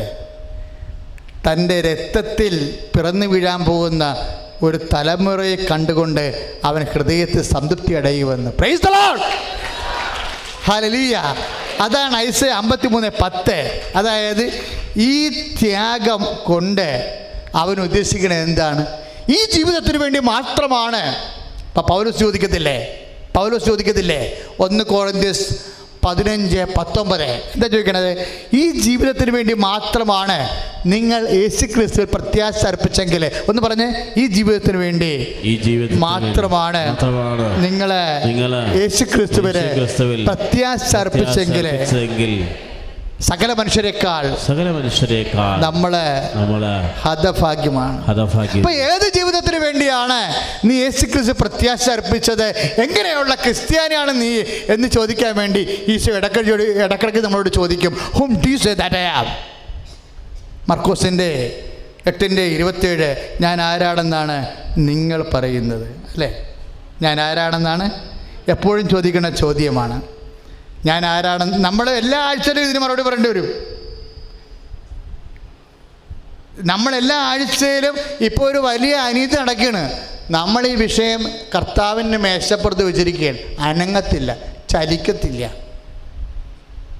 എന്താ കാര്യം എന്നറിയാവോ? ഇപ്പം എന്താ വെളിപ്പെട്ടിരിക്കണത്? എല്ലാ കഠിനമായ വചനങ്ങളുടെ ഉള്ളിലും എന്തുണ്ടെന്നാ പറയണത്? നിത്യജീവൻ്റെ വാഗ്ദാനങ്ങളുണ്ട്. അതുകൊണ്ട് പത്രോസ് പറയും, നിത്യജീവൻ്റെ വചനങ്ങൾ നിൻ്റെ പക്കലാണല്ലോ എന്ന് പറയും. നിത്യജീവൻ്റെ വചനങ്ങൾ നിൻ്റെ പക്കലാണല്ലോ എന്നും. നിത്യജീവനെ സംബന്ധിച്ചിടത്തോളം ആരെല്ലാം സംസാരിച്ചിട്ടുണ്ട്, അവരെല്ലാം കർത്താവ് തുണിയിട്ട് പൊതിഞ്ഞ് കളഞ്ഞിട്ടുണ്ട്. നിത്യജീവനെക്കുറിച്ച് ആരെല്ലാം കർത്താവിനോട് സംസാരിച്ചിട്ടുണ്ട് അവരെല്ലാം കർത്താവ് കരുതി വെച്ചിട്ടുണ്ട്. അവരെ അനാകർഷമാക്കി കളയും. അതാണ് നിധി എന്ന് ഞാൻ പറഞ്ഞത്. നിത്യജീവനെക്കുറിച്ച് ആരെങ്കിലും സംസാരിച്ചിട്ടുണ്ടോ, ആർക്കെങ്കിലും എക്സ്ട്രാ വെളിപാട് കിട്ടിയിട്ടുണ്ടോ, അവരെ കർത്താവ് കരുതി വെച്ച് നിഴലാക്കി കളയും. അവരെ അധികം പ്രദർശിപ്പിക്കത്തില്ല. നിധിയാണ് അവരെ കാര്യം എന്താണെന്നറിയാം. ഇപ്പോൾ ഞാൻ പത്രോസ് എന്താ പറഞ്ഞത്? പത്രോസ് പറഞ്ഞു, നിത്യജീവൻ്റെ വചനങ്ങൾ നിൻ്റെ പക്കലാണല്ലോ. മാർത്ത എന്താ പറഞ്ഞത്? നിത്യജീവൻ്റെ വചനങ്ങൾ നിൻ്റെ പക്കലാണല്ലോ, നീ ലോകത്തിലേക്ക് വരായിരുന്ന മിശിഹായാണെന്ന് ഞാൻ വിശ്വസിക്കണം. അത് തന്നെയല്ലേ പത്രോസ് പറഞ്ഞതും. ഈ പത്രോസിനെ മാർത്തായെയും കർത്താവ് കരിപൂശിക്കളഞ്ഞു. ആദ്യ മുമ്പിലും ആടെ മുമ്പിലും പ്രദർശിപ്പിച്ചില്ല, സ്വകാര്യ സ്വത്താക്കി മാറ്റി. അത് ഭയങ്കര പേയ്മെൻ്റാക്കി. അത് കാരണം രണ്ടുപേരും നല്ലവണ്ണം വഴക്ക് കേട്ടിട്ടുണ്ട്. അപ്പം കർത്താവ് വഴക്കിട്ടിരിക്കണ കാരണം എല്ലാവരും വിചാരിച്ച് കർത്താവ് വഴക്കിട്ടില്ലേ, അപ്പം ഈ പാർട്ടിയെ നമുക്ക് കൊള്ളത്തില്ലെന്ന് വിചാരിച്ച്. അതാണ് മണ്ടത്തരം. കർത്താവ് പത്രോസിനോട് പറഞ്ഞ് പിശാചെന്ന് വിളിച്ച്, വേറെ ആരെയും വിളിച്ചില്ല.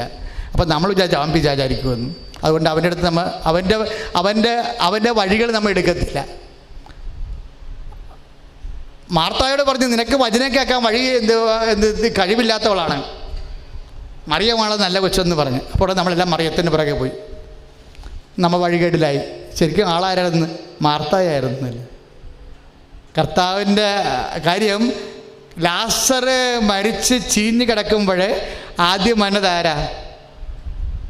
മാർത്തായാണ് വരണത്. കർത്താവ് പണ്ട് വഴക്കിട്ട ആളാണ് വരുന്നത്.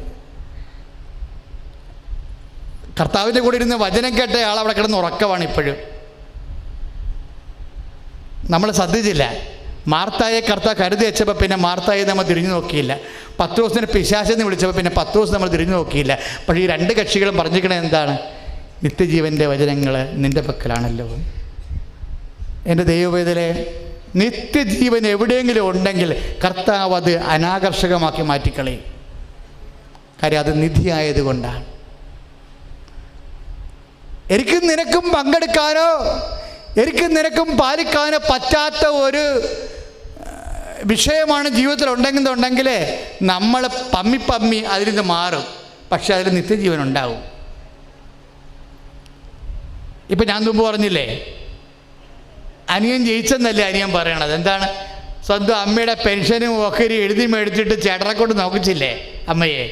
ആ ചേട്ടനെ വീട്ടിൽ തന്നെയാണല്ലോ ഇപ്പം ഭാര്യയുടെ അമ്മയും വരണത് ഇല്ലേ? അപ്പോൾ ഇവിടെ പോഴനാരാണ്? ജീവിതത്തിൽ എപ്പോഴും ഒരു പോഴനുണ്ടാകും. പണ്ട് മാർത്തായ ജീവിതത്തിൽ എപ്പോഴും ഒരു പോഴനുണ്ടാകും. ബൈബിളുണ്ട്. ഏറ്റവും വലിയ പോഴനാരാണ്? എബ്രാഹമാണ് പോഴൻ. എബ്രാഹം പോഴനാണ്. കാര്യം മക്കൾ 25 കൊല്ലം ഇല്ലാതെ വന്നപ്പോൾ ചേട്ടത്തി പറഞ്ഞ് വല്ല കഥയുള്ള കാര്യമാണ്, സ്വപ്നം കണ്ട് ഇപ്പോഴും ഇരിക്കണം, വയസ്സായില്ലേ. ഹാഗറിന് ഭാര്യയൊക്കെ മക്കളെ പിള്ളേരുണ്ടാകട്ടെന്ന് പറഞ്ഞു. ആ മനുഷ്യൻ കയറി അവരെ സ്നേഹിച്ച് പിള്ളേരുണ്ടായി. ഇത് ഇപ്പോഴും പ്രശ്നമായി. ഇസ്മായിലുണ്ടായി.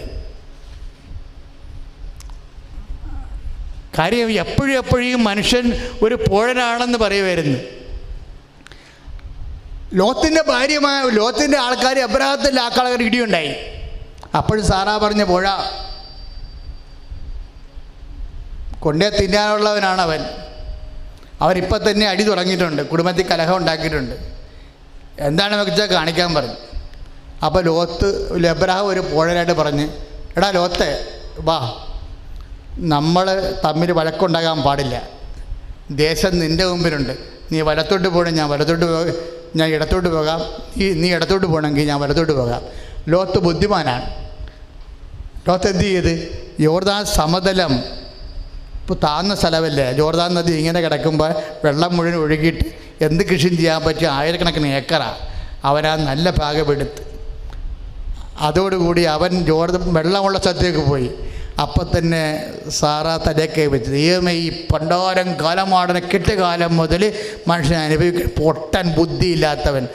എടാ നമ്മളല്ലേ അത് വാങ്ങിക്കേണ്ടത്, നമ്മളല്ലേ അങ്ങോട്ട് പോകേണ്ടത്. ഇവന് എന്ത് കാര്യം അത് പറഞ്ഞു കൊടുക്കാൻ? ഇപ്പം അവൻ പോയില്ല, തെങ്ങും ചാരിയൊന്നും പെണ്ണും കൊണ്ട് പോയില്ല, ആ അനുഭവിച്ചോളാൻ പറഞ്ഞു. അപ്പോഴും അബ്രാഹാം എന്ത് ചെയ്ത്?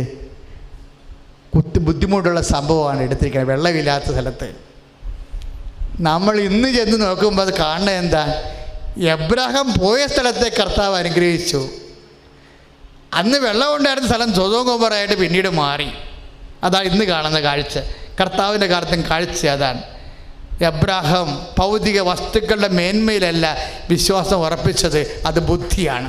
എബ്രാഹാം ദൈവത്തെ മുൻനിർത്തിക്കൊണ്ടാണ് ജീവിതത്തിൻ്റെ പ്രശ്നങ്ങൾ പരിഹരിച്ചത്, അത് കൃപയാണ്. കൈ അടിച്ച് കർത്താണ്. അപ്പോൾ എപ്പോഴും മനസ്സിലാക്കേണ്ട കാര്യം എന്താണ്? നിത്യജീവൻ അടക്കം ചെയ്തിട്ടുള്ള ദൈവപദ്ധതികൾ അനാകർഷകമായും ദുർവഹമായും ഇരിക്കും. മനസ്സിലായില്ലേ? നിത്യജീവൻ അകത്തില്ലാത്തത് എളുപ്പമാകുകയും ഭൗതിക ലാഭം ഉണ്ടാക്കുകയും ചെയ്യും. ഇത് സുവിശേഷത്തിൻ്റെ രീതിയാണ്.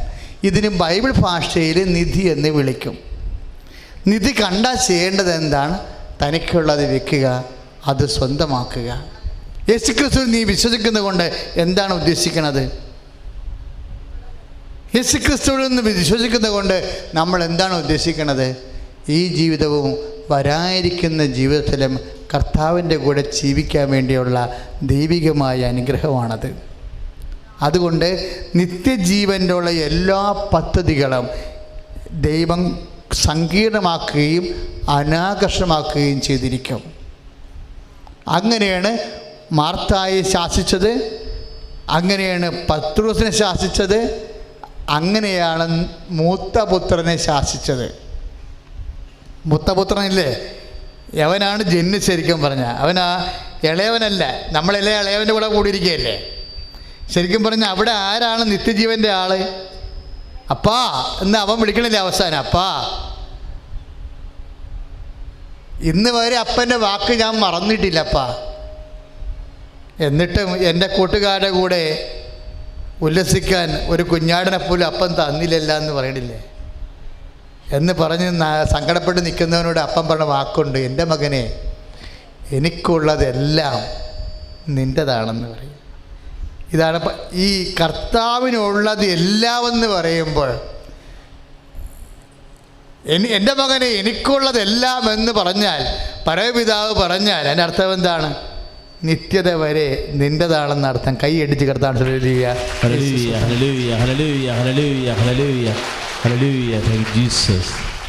ഇങ്ങനെ കരിപുരട്ടിയ ജീവിതങ്ങൾ, അനാകർഷമാക്കിയ ജീവിതങ്ങൾ, കോംപ്ലിക്കേറ്റിംഗ് കഠിനമാക്കിയ വചനങ്ങൾ, ഈ രണ്ടിൻ്റെ ഉള്ളിലെല്ലാം നിത്യജീവൻ്റെ വാഗ്ദാനങ്ങൾ ദൈവം നിധി പോലെ നിക്ഷേപിച്ചിരിക്കുക.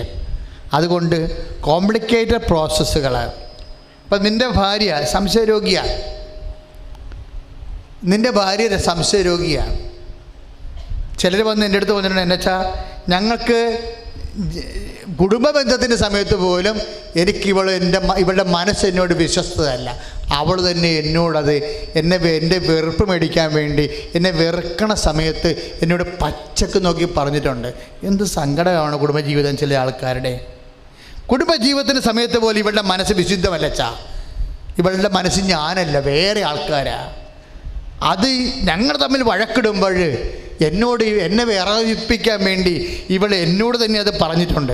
എനിക്കവിടെ കൊല്ലാനുള്ള ദേഷ്യം ഉണ്ടായിട്ടുണ്ട്. ഞാനെല്ലാം കടിച്ചമർത്തുകയാണ്. അപ്പോൾ എന്താ, ജീവിത പങ്കാളി ഇതൊരു പ്രോജക്റ്റാണ്. ഇത് അച്ഛൻ്റെ അടുത്ത് കിട്ടിയ ഞാൻ പറയും, എൻ്റെ മകളെ ഇവളെ കളയരുത്, അല്ലെങ്കിൽ ഇവനെ കളയരുത്. മറ്റാൾക്കാരുടെ കൂടെ ചുറ്റിക്കളിക്ക് നടക്കുന്ന ആൾ നിന്നെ ബഹുമാനിക്കുകയും ആദരിക്കുകയും ചെയ്യുന്നതിനേക്കാൾ വലിയ കാര്യമാണ് നിൻ്റെ മുഖത്ത് നോക്കി സംസാരിക്കുന്ന ഇവനെ നീ കളയരുത്. എന്താ കാര്യം? നിത്യജീവൻ ഇവൻ്റെ അകത്തുണ്ട്, നിത്യജീവൻ ഇവളിലുണ്ട്. കാര്യം എന്താ? എല്ലാവരും പിരിഞ്ഞു പോണ സ്ഥലമാണ്. എന്താ? സിമിത്തേരി അല്ലേ? എല്ലാവരും പിരിഞ്ഞു പോണ സമയമാണ്. കർത്താവ് എന്താ പറഞ്ഞത്? ശണ്ട കൂടി മേലങ്കി കരസ്ഥമാക്കാൻ ഉദ്ദേശിക്കണമെങ്കിൽ, ഉടുപ്പ് കരസ്ഥമാക്കാൻ ഉദ്ദേശിക്കണമെങ്കിൽ എന്ത് കൂടി കൊടുക്കാനാണ് പറഞ്ഞിരിക്കണത്? മേലങ്കി കൂടി കൊടുക്കാൻ പറഞ്ഞിരിക്കുകയാണ്. എന്താ കാര്യം എന്നറിയാവോ? ഈ മേലങ്കി ആയാലും പണ്ടൊരു മേലങ്കി ഒരു മനുഷ്യൻ കൊണ്ട് ചുരുട്ടി പാറയുടെ അടി വെച്ചായിരുന്നു എസക്കിയലെ. എന്നിട്ട് 41 ദിവസം കഴിഞ്ഞപ്പോൾ ചെന്ന് പറഞ്ഞ്, നീ ആ പാറയുടെ അടിയിൽ യൂഫ്രട്ടീസിൻ്റെ താഴ്വരെ പാറയുടെ അടിയിൽ കൊണ്ട് വെച്ച മേലങ്കി 41-ാം ദിവസം ഒന്ന് എടുത്ത് നോക്കടാന്ന് പറഞ്ഞ്. ഉടനെ എസക്കിൽ എടുത്ത് നോക്കിയപ്പോഴുണ്ട് അരിപ്പക്കണ്ണം പോലെ ഇരിക്കണം. ജീർണിച്ചു പോയി. അത് പുഴുവെടുത്തും ചെതലരിച്ചും പോയി. എല്ലാ മേലങ്കികളും ചെതലരിക്കുമെന്ന് നമ്മളോട് പറഞ്ഞ ഒരേ ഒരാളാണ് ഈശോ.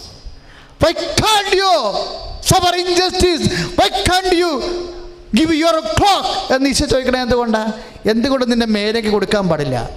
എന്തുകൊണ്ട് നിന്നെ കനീതി സഫർ ചെയ്യാൻ പാടില്ല? എന്താണ് അതിൻ്റെ പിന്നിലെല്ലാം വലിയ നിത്യജീവനുണ്ട്. യേശു ക്രിസ്തുവിൻ്റെ വിശുദ്ധമായ രക്തമാണ് നമുക്ക് നിത്യജീവൻ നൽകണമെങ്കിൽ ഓരോ നിത്യജീവൻ ഉള്ളടക്കം ചെയ്ത പദ്ധതികൾ, വ്യക്തിത്വങ്ങൾ, സംഭവങ്ങൾ യേശുവിൻ്റെ നാമത്തിൽ ഏറ്റെടുക്കുമ്പോൾ നമുക്ക് ലഭിക്കുന്നത് യേശു ക്രിസ്തുവിൻ്റെ വിലമതിയാത്ത രക്തത്തിൻ്റെ മൂല്യമാണെങ്കിൽ നമ്മളെ അങ്ങ് ധനവാനാക്കുകയാണ് ദൈവം.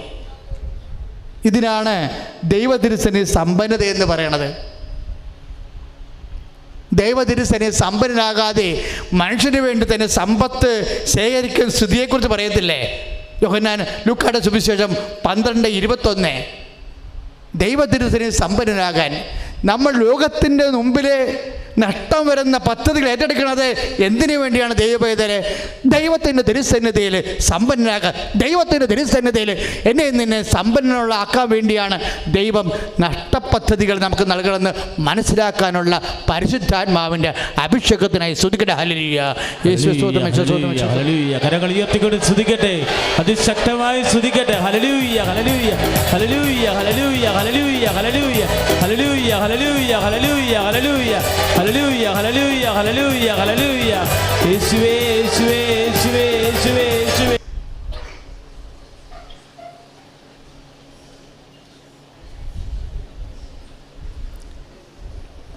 ദൈവിക രഹസ്യങ്ങൾ വെളിപ്പെട്ട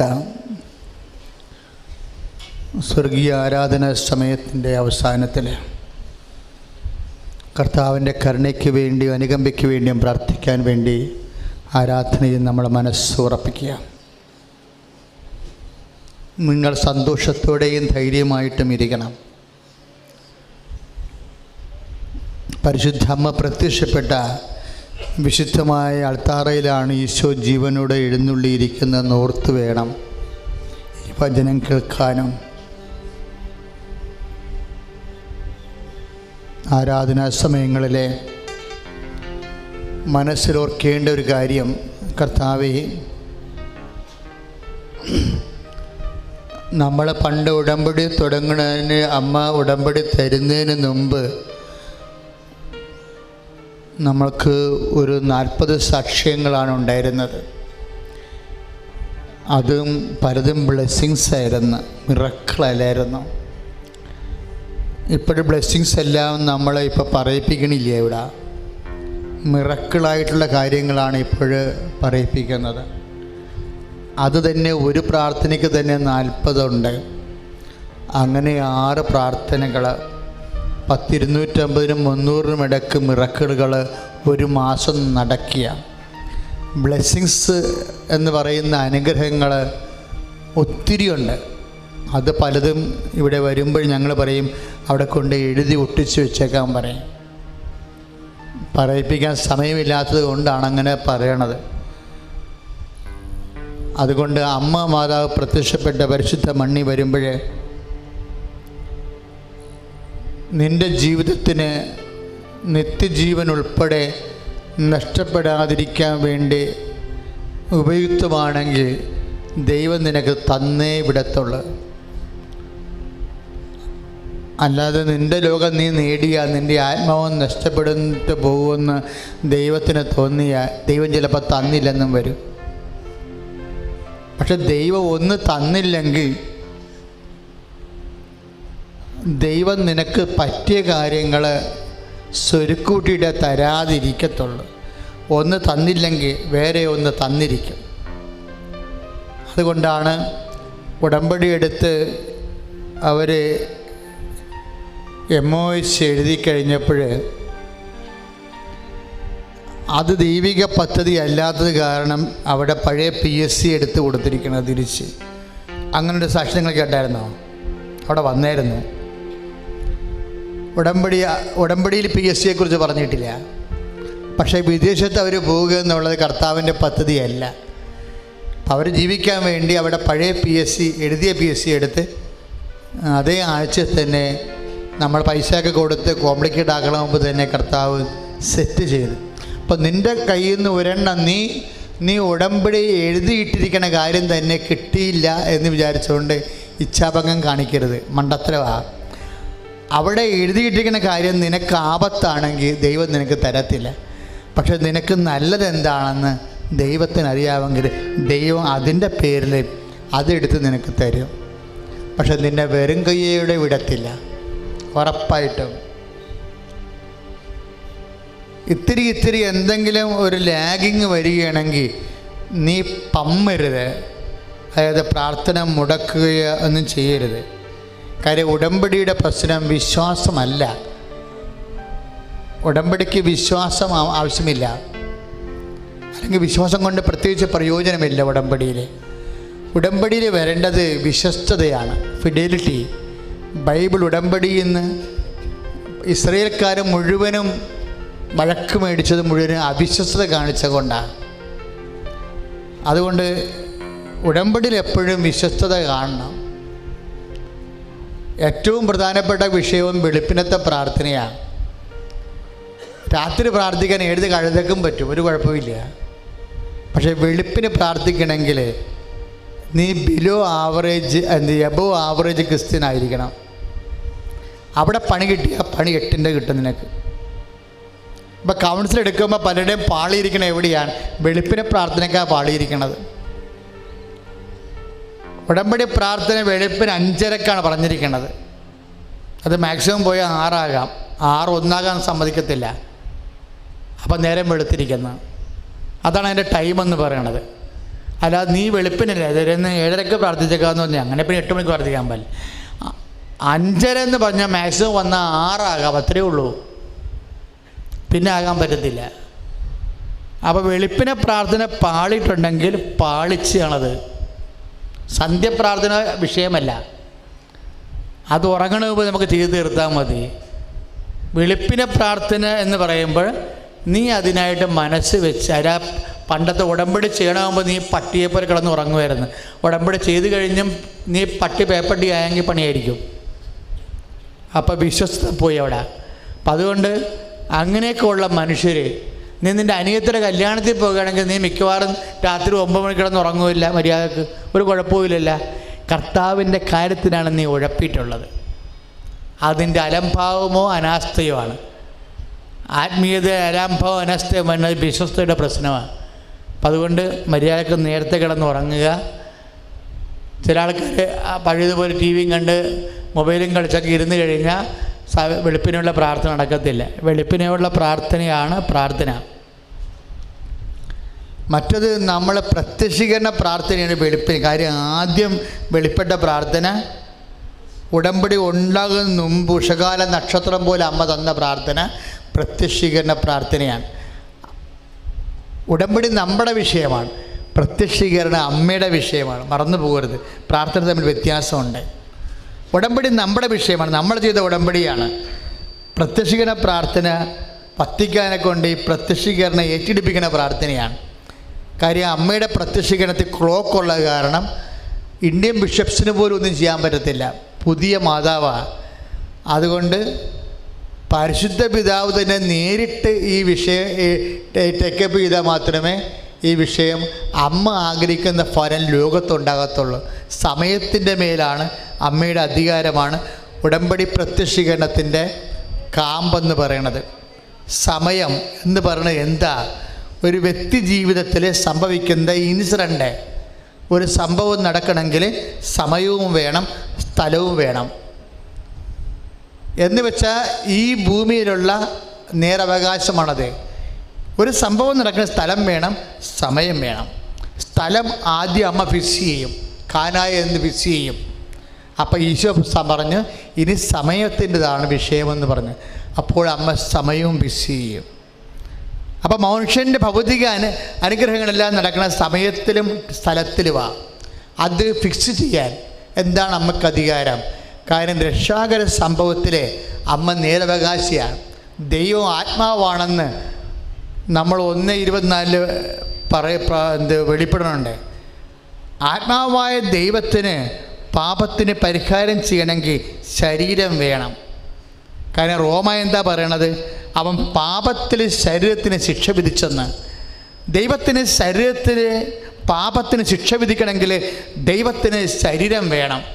ആ ശരീരം കൊടുക്കാനാണ് അമ്മ കൊടുത്തിരിക്കുന്നത്. അപ്പോൾ അതിൻ്റെ പകുതി ഷെയർ അമ്മയുടേതാണ്. രക്ഷാകര സംഭവത്തിൻ്റെ പകുതി പങ്കാളിത്തം ആരുടേതാണ്? ശരീരം കൊടുത്തത് ആരാ? അമ്മയാണ് കൊടുത്തിരിക്കുന്നത്. അമ്മ ശരീരം കൊടുത്തതിന് പറഞ്ഞ വാക്ക് ഇതാ കർത്താവിൻ്റെ ദാസി എന്നാണ്. സമ്പൂർണ്ണമായ സമർപ്പണമാണ്.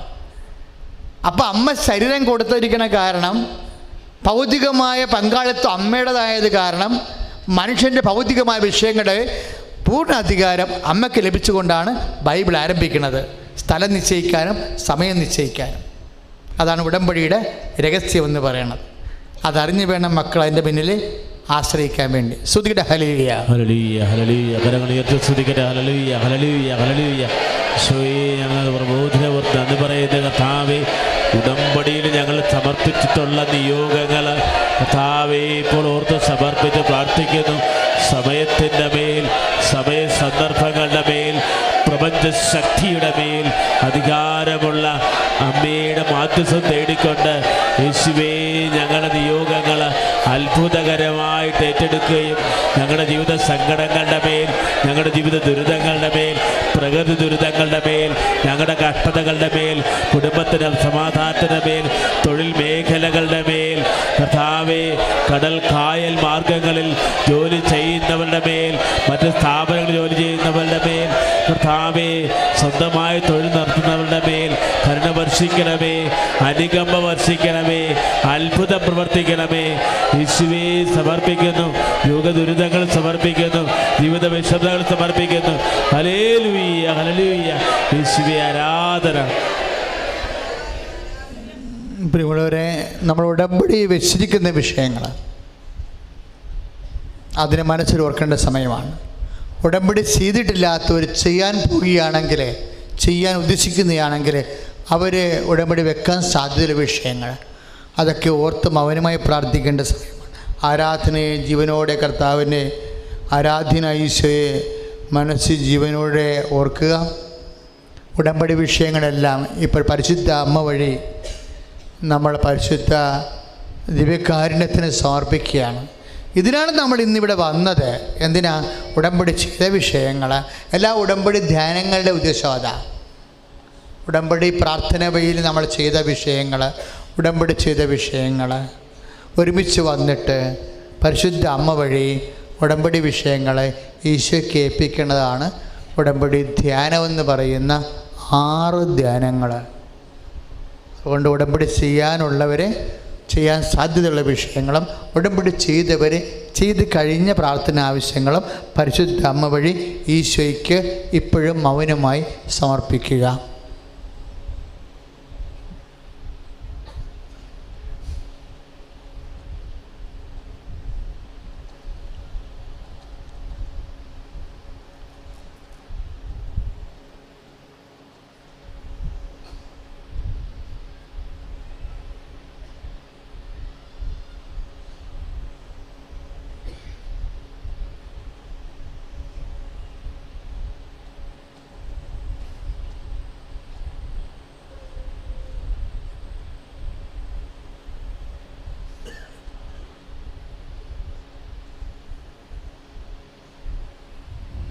നല്ലവനായ ഈശോ, നിൻ്റെ ഉന്നതമായ നാമത്തിന് സ്തോത്രം ചെയ്ത് കർത്താവേ, ഞങ്ങൾ ഉടമ്പടി വെച്ച അനേകായിരം മക്കളുടെ സങ്കടങ്ങളെ ഈ കൂട്ടായ്മയിൽ ഇപ്പം പങ്കെടുത്തുകൊണ്ട് കണ്ണീരോടെ പ്രാർത്ഥിച്ച് കർത്താവേ, സാമ്പത്തികമായ വലിയ കടങ്ങൾ കൊടുത്ത് വീട്ടിലില്ലെങ്കിൽ ഭയങ്കര അപമാനവും സങ്കടവും ഉണ്ടാക്കുന്ന ഓരോ വിഷയങ്ങളും കർത്താവേ, വീടില്ലാത്തവർ, സ്ഥലമില്ലാത്തവർ, മക്കളില്ലാത്തവർ, വിവാഹ തടസ്സമുള്ളവർ, ജോലിയില്ലാത്തവർ കണ്ണീരോടെ പ്രാർത്ഥിക്കുന്ന കർത്താവിൻ്റെ കൃപ ചൊരിയട്ടെ. സ്തുതിയുടെ ഹല്ലേലൂയ ഹല്ലേലൂയ. കരങ്ങൾ ഉയർത്തി സ്തുതിക്കട്ടെ. ഹല്ലേലൂയ ഹല്ലേലൂയ ഹല്ലേലൂയ ഹല്ലേലൂയ ഹല്ലേലൂയ ഹല്ലേലൂയ ഹല്ലേലൂയ ഹല്ലേലൂയ ഹല്ലേലൂയ ഹല്ലേലൂയ. യേശുവേ നന്ദി, യേശുവേ നന്ദി, യേശുവേ നന്ദി. നല്ലവനായ ഈശോ, നിൻ്റെ ഉന്നതമായ നാമത്തിന് സ്തോത്രം ചെയ്യുന്ന കർത്താവേ, മാരക രോഗികൾ ഈശോ ഞങ്ങളുടെ ദൃശ്യം കണ്ണീരോടെ പ്രാർത്ഥിക്കുന്നു ഈശോ. ഉദര രോഗികളുടെ വയറ്റിൽ അങ്ങ് കൈവെക്കണമേ എന്ന് പ്രാർത്ഥിക്കുന്നു കർത്താവേ. കുടലിൽ പൊള്ളുകയും പഴുക്കുകയും ഇൻഫെക്ഷൻ ഉണ്ടാക്കുകയും ചെയ്യുന്ന രോഗികളെ, കിഡ്നിയിൽ കല്ലുള്ള രോഗികളെ കർത്താവ് സ്പർശിക്കണം ഈശോയെ. കർത്താവ് കല്ലുകൾ ഇന്ന് രാത്രി മൂത്രത്തിലൂടെ പോകാൻ വേണ്ടി കർത്താവിൻ്റെ ശക്തി ഉൾക്കട്ടെ. ഹല്ലേലൂയ ഹല്ലേലൂയ ഹല്ലേലൂയ ഹല്ലേലൂയ. കരങ്ങൾ ഉയർത്തിക്കൊണ്ട് സ്തുതിച്ച് ഹല്ലേലൂയ ഹല്ലേലൂയ ഹല്ലേലൂയ ഹല്ലേലൂയ ഹല്ലേലൂയ ഹല്ലേലൂയ ഹല്ലേലൂയ ഹല്ലേലൂയ ഹല്ലേലൂയ. യേശുവേ ആരാധന, ദൈവമേ ആരാധന. ഹല്ലേലൂയ.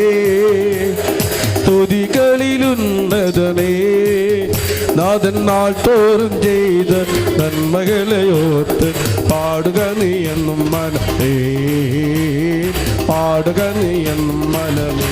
കൈകൾ ഉയർത്തിയടിച്ചുകൊണ്ട് സ്തുതി സ്തുതി എൻ മനമേ, പാടാം. തുതികളിലുന്നതനേ നാഥൻ നാൾ തോറും ചെയ്ത നന്മകളെ ഓർത്ത് പാടുക നീ എന്നും മനമേ, പാടുക നീ എന്നും മനമേ. പ്രിയമുള്ളവരെ, നിങ്ങളിവിടെ സന്തോഷത്തോടെയാണ് ആരാധനയിൽ പങ്കെടുക്കേണ്ടത്. കൊടിയ പ്രത്യാശയോടെയാണ് നിങ്ങൾ പങ്കെടുക്കേണ്ടത്. കാരണം നമ്മുടെ സാക്ഷ്യങ്ങൾ, ഉടമ്പടിയുടെ സാക്ഷ്യങ്ങൾ നോക്കിയാലും ഏറ്റവും കൂടുതൽ സാക്ഷ്യങ്ങൾ നടക്കുന്നത് ജോലി മേഖലയിലാണ്, പിന്നെ വിദ്യാഭ്യാസ മേഖലയിൽ, പിന്നെ പഴകിയ രോഗങ്ങൾ, പഴകിയ മദ്യപാനം, പഴകിയ ദുശ്ശീലങ്ങൾ, ആ മേഖലയിൽ, പിന്നെ സഹിക്കാനാവാത്ത ഇല്ലായ്മകളുണ്ട്. വഴിയില്ല, വീടില്ല, പാക ഉടമ്പടി നടക്കണില്ല, ഇങ്ങനെ കുറേ മേഖലകൾ. ആ മേഖലയിലൊക്കെ ഉടമ്പടി ചെയ്തവർ ഇപ്പം മനസ്സിൽ ഓർക്കുക, നമ്മളതെല്ലാം കളക്ട് ചെയ്ത് പ്രെയർ ചെയ്യണ സമയമാണ്.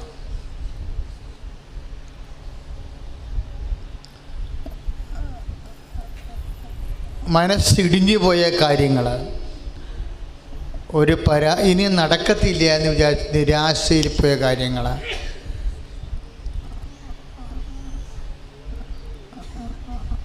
അതെല്ലാം ഉടമ്പടിയിൽ നമ്മൾ വെച്ചിരിക്കുന്ന കാര്യങ്ങളാണ്. കർത്താവെ, ഹൃദയത്തിന് ബ്ലോക്കുള്ളവരെ ഞങ്ങൾ ഈ സമയത്ത് ഓർത്ത് പ്രാർത്ഥിക്കുക. ഹല്ലേലൂയ. കർത്താവ് കരൾ എക്സ്പാൻഡ് ചെയ്യുന്നവരെ, ഫാറ്റി ലിവർ ഉള്ളവരെ സംബന്ധിച്ച് പ്രാർത്ഥിക്കുന്നു. ഈശോയെ കിഡ്നി ഷ്രിങ്ക് ചെയ്യുന്നവരെ കർത്താവെ സമർപ്പിച്ച് പ്രാർത്ഥിക്കുന്നു. കർത്താവ് ഫിസ്റ്റുല രോഗികളെ, അരിസസ് രോഗികളെ സംബന്ധിച്ച് പ്രാർത്ഥിക്കുന്നു. കർത്താവെ പീരീഡ്സിൻ്റെ നീണ്ടുപോയിട്ട് കർത്താവ് രക്തസ്രാവം നിലക്കാത്തവരെ സമർപ്പിച്ച് പ്രാർത്ഥിക്കുന്നു. കർത്താവ് രക്തത്തിൻ്റെ സ്രാവത്തിൽ സഹിക്കാനാവാത്ത വേദന അനുഭവിക്കുന്നവരെ സമർപ്പിച്ച് പ്രാർത്ഥിക്കുന്നു. കർത്താവ് ഷുഗർ രോഗികളെ സമർപ്പിച്ച് പ്രാർത്ഥിക്കുന്നു. കർത്താവ് പലതരം, കർത്താവ് ഉറക്കമില്ലാത്തവരെ, ശ്വാസം മുട്ടൽ കൊണ്ട്, വലിവ് കൊണ്ട് കർത്താവ് ഉറക്കമില്ലാത്തവർ, മരുന്നുകൾ മാറി മാറി കഴിച്ചിട്ട് കർത്താവ് മരുന്നിൻ്റെ എണ്ണം കൂടുന്നതല്ലാതെ കർത്താവ് പുതിയ പുതിയ രോഗങ്ങളുണ്ടായിട്ട് എന്ത് ചെയ്യുമെന്ന് ഓർത്തിട്ട് കർത്താവ് നീരിപ്പുകയുന്നവരെ സമർപ്പിച്ച് പ്രാർത്ഥിക്കുന്നു. കർത്താവിന്റെ ശക്തി, കർത്താവിന്റെ ശക്തി, കർത്താവിന്റെ ശക്തി ഒഴുകി വസിക്കട്ടെ. ആ രോഗങ്ങളെ യേശുനാമത്തിൽ സൗഖ്യമാകട്ടെ. ഇവിടെ ദിവ്യകുർബാനയിൽ ഇപ്പോൾ ഈശോ കാണിച്ചു തരുന്ന സൗഖ്യങ്ങൾ, ഒന്ന് നമ്മുടെ വയലറ്റ് മുളക് പോലെ, വയലറ്റ് കളറുള്ള ഹൃദയം, വയലറ്റും കറുപ്പും കളറുള്ള ഹൃദയം രോഗാതുരമാണ്. ചില സമയത്ത് കണ്ടിന്യൂസ് ചെയിൻ സ്മോക്കിംഗ് കൊണ്ട് ചിലപ്പോൾ ഹൃദയത്തിൻ്റെ എല്ലാ കഴിവും പോയിട്ട് വിഷം കയറിയ ഹൃദയം കർത്താവ് കാണിച്ചിട്ടുണ്ടെങ്കിൽ ആ മേഖലയിലുള്ള അനേക ഹൃദയങ്ങളെ കർത്താവ് ഇപ്പോൾ സുഖപ്പെടുത്തിക്കൊണ്ടിരിക്കണം.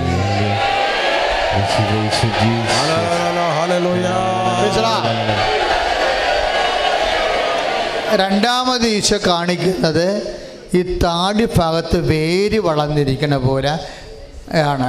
താടി ഭാഗത്ത് വേര് വളർന്നിരിക്കുക, അത് ഓറൽ ക്യാൻസർ ആകാൻ ചിലപ്പോൾ. പക്ഷേ വേറെ എന്തായാലും കഴുത്തിനോട് ബന്ധപ്പെട്ട് താടിയോട് ബന്ധപ്പെട്ട രോഗങ്ങളെ കർത്താവ് സുഖപ്പെടുത്തി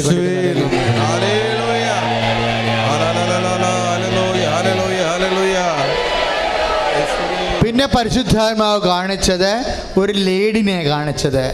ലേഡിയുടെ പ്രശ്നം എന്ന് വെച്ച് കഴിഞ്ഞാൽ ഇവരിങ്ങനെ ബെൻഡ് ചെയ്ത് നിൽക്കുകയാണ്, അച്ഛൻ്റെ ഈ ആംഗിളിൽ നിൽക്കുകയാണ്. ഇവരുടെ കുഴപ്പമെന്ന് പറയണത് നടുവെല്ലിൽ ഇങ്ങനെ ചിന്നിയിട്ടുണ്ട് അസ്ഥികൾ. നടുവെല്ലിൽ അസ്ഥികൾ ചിന്നിയിരിക്കുന്ന കാരണം ബെൻഡിങ് ഉണ്ട്, അല്പം വളവില്ല നിൽക്കത്തുള്ള കാര്യങ്ങൾ ചെയ്യത്തുള്ളൂ. അപ്പോൾ നടുവേദനക്കാരും നടുവിൽ അസ്ഥി ചിന്നിയിരിക്കുന്നവരെയും കർത്താവ് പൂർണ്ണമായി സൗഖ്യപ്പെടുത്തിയിരിക്കുന്ന പരിശുദ്ധ പരമദിവ്യകാരുണ്യത്തിന് പരിശുദ്ധ പരമദിവ്യകാരുണ്യത്തിന് അച്ഛനോട് ചേർന്ന് പ്രാർത്ഥിക്കാൻ പോകുന്ന വിഷയം മക്കളില്ലാത്തവരെയാണ്. പിന്നെ കല്യാണം ഒത്തുവരാത്തവരെ, സ്ഥലം ഇല്ലാത്തവരെ, വീടില്ലാത്തവരെ, പലതരത്തിലുള്ള വിഷമങ്ങൾ അനുഭവിക്കുന്നവരുണ്ട്. സത്യം പറഞ്ഞാൽ മനുഷ്യന്മാരാരും ഇങ്ങനെ വേദനപ്പെട്ട് ജീവിക്കാൻ ഈശോ ആഗ്രഹിക്കുന്നില്ല എന്നുള്ളത് നമ്മുടെ സാക്ഷ്യങ്ങൾ കേൾക്കുമ്പോൾ മനസ്സിലാകും, ബൈബിൾ വായിക്കുമ്പോഴും മനസ്സിലാകും. കാര്യം എല്ലാ മേഖലയും ഈശോ ഇടപെടുന്നുണ്ട്. അതുകൊണ്ട് തന്നെ നിങ്ങൾക്ക് ഉറപ്പായിട്ട് കൃപാസനത്തിലാകുമ്പോഴുള്ള ഗുണം, അമ്മ പ്രത്യക്ഷപ്പെട്ട സ്ഥലത്ത് അമ്മയാണ് നിങ്ങളെ കൊണ്ടുവന്നത്. കഴിഞ്ഞ ദിവസങ്ങളൊരു സാക്ഷ്യം ഉണ്ടായിരുന്നു, എനിക്ക് വല്ലാത്തങ്ങ് ബോധിച്ചായിരുന്നു ആ സാക്ഷ്യം. ഇവിടെ കണ്ണ് കാണാനില്ല, ഒരു കണ്ണ് ചെറുതായിട്ട് കാണാം, മറ്റേ കണ്ണ് അല്പം പോലും കാണത്തില്ല. അപ്പോൾ അവർ കഴിഞ്ഞ ഞായറാഴ്ച സാക്ഷ്യം, കഴിഞ്ഞ ഒരു ചൊവ്വാഴ്ച സാക്ഷ്യം, രണ്ടാം ചൊവ്വാഴ്ച സാക്ഷ്യം പറഞ്ഞത് ഇങ്ങനെയാണ്: ഞാൻ കർത്താവുമായിട്ട് പിണങ്ങി ജീവിക്കുകയായിരുന്നെന്ന്. ഭർത്താവല്ല, കർത്താവ്. ഞാൻ കർത്താവുമായിട്ട് പിണങ്ങി ജീവിക്കുകയായിരുന്നു. കാര്യം എനിക്കൊന്നും കിട്ടിയിട്ടില്ലെന്ന്. എല്ലാവരെയൊക്കെ തിരിഞ്ഞു നോക്കിയപ്പോൾ എന്നെ നോക്കിയില്ല, എൻ്റെ കണ്ണ് പിന്നെയും കാഴ്ച പോയിക്കൊണ്ടിരുന്നെന്ന്. അത് കാരണം ഞാൻ പ്രാർത്ഥിച്ചിട്ട് കുറേ നാളായി. ഇപ്പം കൃപാസനം പത്രം കിട്ടി കണ്ട് വായിച്ചപ്പോൾ അമ്മയടുത്ത് വന്ന എന്തെങ്കിലും ശരിയാവുമെങ്കിൽ ശരിയാകട്ടെ എന്ന് വിചാരിച്ചുകൊണ്ട് ഞാൻ വന്നതാണ്. അത് യൂട്യൂബിൽ കിടക്കുന്നുണ്ട് ആ സാക്ഷ്യം. ഞാൻ ഉടമ്പടി ചെയ്തിട്ട് അമ്മയുടെ എണ്ണ എടുത്ത് എൻ്റെ കടഞ്ഞ കണ്ണിൽ ഞാൻ പുരട്ടി. 2 ആഴ്ച ഒരു മാറ്റവും ഉണ്ടായില്ല. 2 ആഴ്ച കഴിഞ്ഞപ്പോൾ എൻ്റെ കണ്ണ് പതുക്കെ തുറന്നു വന്നു. അത് കേട്ടപ്പോൾ അവരെ കണ്ണ് തുറന്നതിനേക്കാളും എൻ്റെ മനസ്സിൽ സന്തോഷം എന്താണെന്നറിയാവോ? അമ്മ കർത്താവുമായിട്ട് അകന്നു പോയ ഒരാളെ അമ്മ പിടിച്ചു കൂട്ടി തിരിച്ച് കർത്താവിൻ്റെ അടുത്ത് കൊണ്ടുവന്ന്. അതാണ് അമ്മയുടെ ജോലി എന്നൊക്കെ മനസ്സിലായി. നീ കർത്താവിൽ നിന്ന് അകന്നു പോകുമ്പോൾ മനുഷ്യന്മാരെ കൂട്ടി അമ്മ കർത്താവിൻ്റെ അടുത്ത് കൊണ്ടുവരും.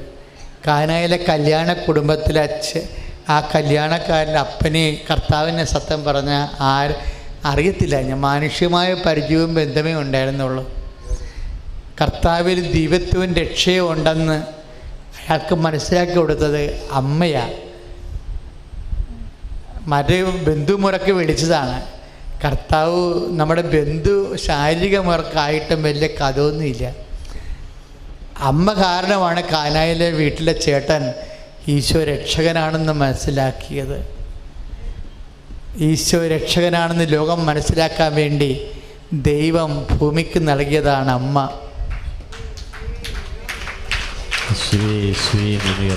നിന്റെ ജീവിതത്തിലും ഈശോ വലിയ അടയാളങ്ങൾ കാണിക്കുന്നത് നിന്നെ ഈശോയുമായിട്ട് അടുപ്പിക്കുക എന്നുള്ളതാണ് അമ്മയുടെ ഉദ്ദേശം. അതുകൊണ്ടാണ് പറയണത്, മകനെ മകളെ അവൻ പറയണത് പോലെ ചെയ്യണമെന്ന്. അമ്മ കറക്റ്റാ. അമ്മേ, പരിശുദ്ധമ്മേ, ഈശോ ജ്വലിച്ച് നിൽക്കണ ഈ സമയത്ത് കണ്ണീരും കൈയുമായി റോഡിൻ്റെ അറ്റം വരെ നിന്ന് പ്രാർത്ഥിക്കുന്ന മക്കളുണ്ട്. അവരെല്ലാം ഞാൻ അങ്ങ് കേൾപ്പിക്കുകയും മക്കളെക്കുറിച്ച് വേവലാതി കൊള്ളുന്നവരെ, സാമ്പത്തികമായ കടങ്ങളെ കൊണ്ട് വേവലാതി കൊള്ളുന്നവരെ, അമ്മേ പരിശുദ്ധമ്മേ ഒരു വരുമാന മാർഗമില്ലാതെ വേദനിക്കുന്നവരെ, അമ്മേ പരിശുദ്ധമ്മേ മത്സ്യത്തൊഴിലാളി സഹോദരങ്ങളെ, നിന്റെ മകൻ്റെ ശിഷ്യന്മാരായിട്ടുള്ള മത്സ്യത്തൊഴിലാളി സഹോദരങ്ങൾ, അവിടെ വള്ളങ്ങള്, അവിടെ വലകള്, അവിടെ കടങ്ങള്, അവിടെ അപകട സാഹചര്യങ്ങള്, അവർക്ക് പണി കിട്ടാൻ ആവശ്യമായ തടസ്സങ്ങള്, ദോഷങ്ങള് ഈശോ ഇടപെടണമെന്ന് പ്രാർത്ഥിക്കുന്നു. അമ്മേ പരിശുദ്ധമേ ദേവമാതാവേ, എല്ലാവർക്കും വേണ്ടി മധ്യസ്ഥം വഹിക്കണമേ. ദൈവത്തിന്റെ കരുണ ചൊരിയട്ടെ. മാരക രോഗങ്ങൾ, തീരാവേദികൾ, ജീവിത ദുരിതങ്ങള്, ജോലി തടസ്സങ്ങള്, വിദ്യാഭ്യാസ ദോഷങ്ങള് യേശുവിന്റെ നാമത്തില് അമ്മയുടെ മധ്യസ്ഥത്തില് ആർപ്പോട്.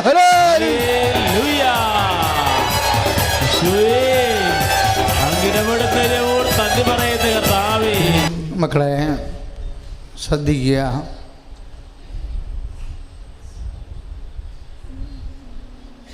ഈ കൂട്ടായ്മ കാലങ്ങളായിട്ട് മത്സ്യത്തൊഴിലാളി കൂട്ടായ്മയാണ്. ഇപ്പോൾ നമ്മുടെ കൃപാസനത്തിൽ അമ്മ അനേക ആൾക്കാരെ ഇങ്ങനെ പ്രത്യേകമായ വിധത്തിൽ സഹായിക്കാനും ശുശ്രൂഷിക്കാനും സന്ധിക്കാനും സംരക്ഷിക്കാനും ഒക്കെ തുടങ്ങിയപ്പോൾ കൂട്ടായ്മ അങ്ങ് എക്സ്പാൻഡായിട്ട് ഇത് ഉടമ്പടി ധ്യാനമായി മാറി. അപ്പം ഞാൻ ചിന്തിച്ചത് ഉടമ്പടി ധ്യാനമായത് കാരണം മത്സ്യത്തൊഴിലാളി സഹോദരങ്ങൾക്കും അതിൻ്റെ ഗുണം കിട്ടുമെന്നുള്ള ഒരു വിശ്വാസം. ഇപ്പോഴും നിങ്ങളെല്ലാവരും കൂടി നമ്മുടെ സഹോദരങ്ങൾക്ക് വേണ്ടി പ്രാർത്ഥിക്കണം. കാര്യം ഇവിടെ മത്സ്യത്തൊഴിലാളി മേഖലയിലുണ്ടാകുന്ന ഒരു ഗുണമെന്ന് പറഞ്ഞത്, ഇവരൊരു വള്ളം അനുഗ്രഹിക്കപ്പെട്ട 40-40-60 കുടുംബം കഴിഞ്ഞു.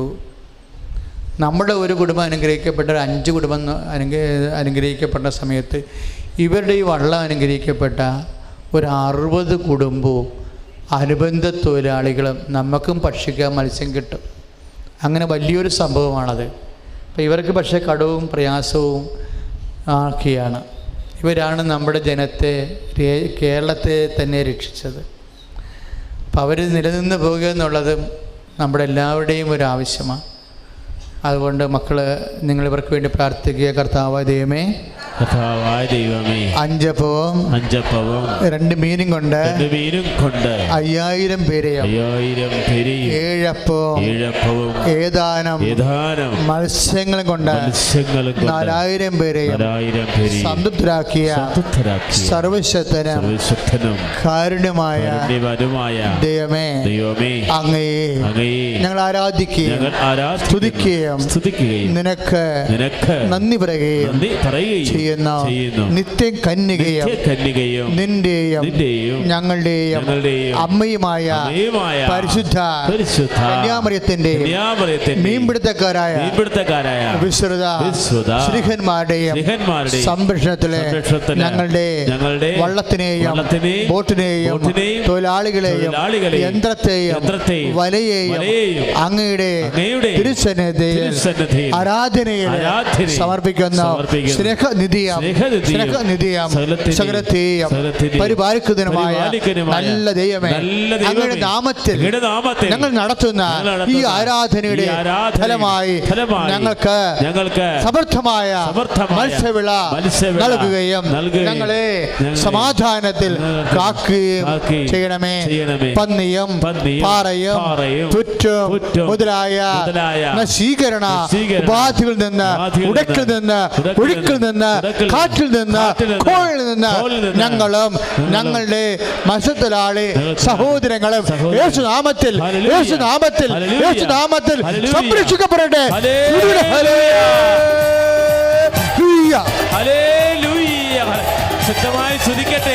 നേരത്തെ വസ്തു ഉയർത്തി പിടിക്കുക. വിശ്വാസ പ്രമാണം ചെല്ലുക. വിശ്വാസപ്രമാണം ശക്തരായ Lord Jesus Christ, ഭൂമിയുടെയും കർത്താവായ ദൈവത്തെ ഞാൻ വിശ്വസിക്കുന്നു. Lord Jesus Christ, for our peace. Lord Jesus Christ, for our peace spirit. Touch your fire from God. Soak with the precious blood. God, increase His spirit.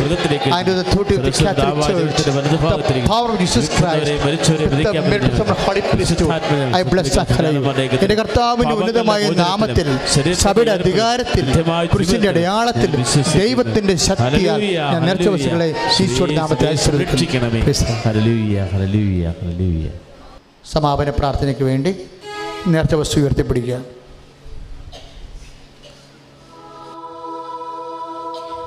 ഉയർത്തി വസ്തുക്കൾ ഉയർത്തിപ്പിടിച്ച് പത്രം ഉയർത്തി ശക്തമായി സ്തുതിക്കട്ടെ. ഹല്ലേലൂയ. ഇതാ കർത്താവ് നിങ്ങളെ ആശീർവദിക്കാൻ പോകുകയാണ്. ജീവിക്കുന്ന ദൈവം, അനുഗ്രഹങ്ങൾ ചൊരിയുന്ന ദൈവം, അടയാളങ്ങൾ പ്രവർത്തിക്കുന്ന ദൈവം, നിങ്ങളെയും നിങ്ങളുടെ കുടുംബത്തിൻ്റെ അവസ്ഥകളെയും നിങ്ങളുടെ ജീവിത മേഖലകളെയും ഈശോ ഏറ്റെടുക്കുന്നു. ശക്തമായി സ്തുതിക്കട്ടെ. രോഗാതുരമായ അവസ്ഥകൾ സുഖം പ്രാപിക്കുന്നു. കുടുംബത്തിലെ സമാധാനം, മക്കളുടെ വിദ്യാഭ്യാസ മേഖലകൾ ഈശോ ആശീർവദിക്കുന്നു. യാത്രകൾ ഈശോ ആശീർവദിക്കുന്നു. നിങ്ങളുടെ സ്വത്തിനെയും വസ്തുവകകളെയും വാഹനങ്ങളെയും ഈശോ ആശീർവദിക്കുന്നു. നിങ്ങളുടെ ഉടമ്പിൽ നിയോഗിച്ച നിയോഗങ്ങളെ ആശീർവദിക്കുന്നു. നിങ്ങളുടെ ദീർഘവസ്തുക്കളെ ആഗ്രഹിക്കുന്നു. നിങ്ങളുടെ ഉദ്ദിഷ്ട കാര്യങ്ങളെ ആശീർവദിക്കുന്നു. കർത്താവ് അനുഗ്രഹങ്ങൾ ചൊരിയുന്ന ദൈവം, അടയാളങ്ങൾ പ്രവർത്തിക്കുന്നവൻ, സർവശക്തനായ ദൈവം നിങ്ങളെ ആശീർവദിക്കുകയാണ്, നിങ്ങളെ ശക്തിപ്പെടുത്തുകയാണ്. പരിശുദ്ധാത്മാവിനാൽ നിങ്ങൾ അഭിഷേകം ചെയ്യുകയാണ്. ഈശോയെ, രോഗങ്ങൾ സുഖപ്പെടുത്തുന്നതിന് നന്ദി പറയുന്നു. ഞങ്ങളുടെ മക്കളെ ആശീർവദിച്ചതിന് ഞങ്ങൾ നന്ദി പറയുന്നു. ഞങ്ങളുടെ തൊഴിലും ജീവിത സാഹചര്യങ്ങളും ആശീർവദിച്ച് നന്ദി പറയുന്നു. ഞങ്ങളുടെ കുടുംബങ്ങളെ ആശീർവദിച്ച് നന്ദി പറയുന്നു. ഞങ്ങളുടെ വസ്തുക്കളെയും യാത്രകളെയും ആശീർവദിച്ചതിന് നന്ദി പറയുന്നു. ഞങ്ങളുടെ കാലാവസ്ഥയെ ആശീർവദിച്ചത് നന്ദി പറയുന്നു. കാറ്റിനെയും കടലിനെയും ശാന്തമാക്കുന്ന ദൈവമേ, കടലിലെയും കരകളെയും കായൽ മേഖലകളെയും ദുരിതമായ തൊഴിൽ മേഖലകളെ കർത്താവെ ആശീർവദിക്ക് നന്ദി പറയുന്നു. അങ്ങ് ചൊരിഞ്ഞ കൃപകൾക്ക് നന്ദി പറയുന്നു. മാരക രോഗങ്ങൾ, തീരാവ്യാധികൾ അങ്ങ് സുഖപ്പെടുത്തുന്നതിനോർ നന്ദി പറയുന്നു. കൃപാസനത്തിൽ കാലുകുത്തിയിരിക്കുന്ന മക്കള് വിവിധമായ നിയോഗങ്ങൾ സമർപ്പിക്കുന്നു, ഉടമ്പടിയിൽ സമർപ്പിക്കുന്നു, കൂട്ടായ്മയിൽ സമർപ്പിക്കുന്നു, അച്ഛനെ കണ്ടു പ്രാർത്ഥിക്കുന്നു. അവരെല്ലാം കർത്താവെ അത്ഭുതകരമായി സൗഖ്യപ്പെടുത്തി പരിശുദ്ധാത്മ മുദ്രയിൽ നന്ദി പറയുന്നു. ഹല്ലേലൂയ, ഹല്ലേലൂയ, ഹല്ലേലൂയ.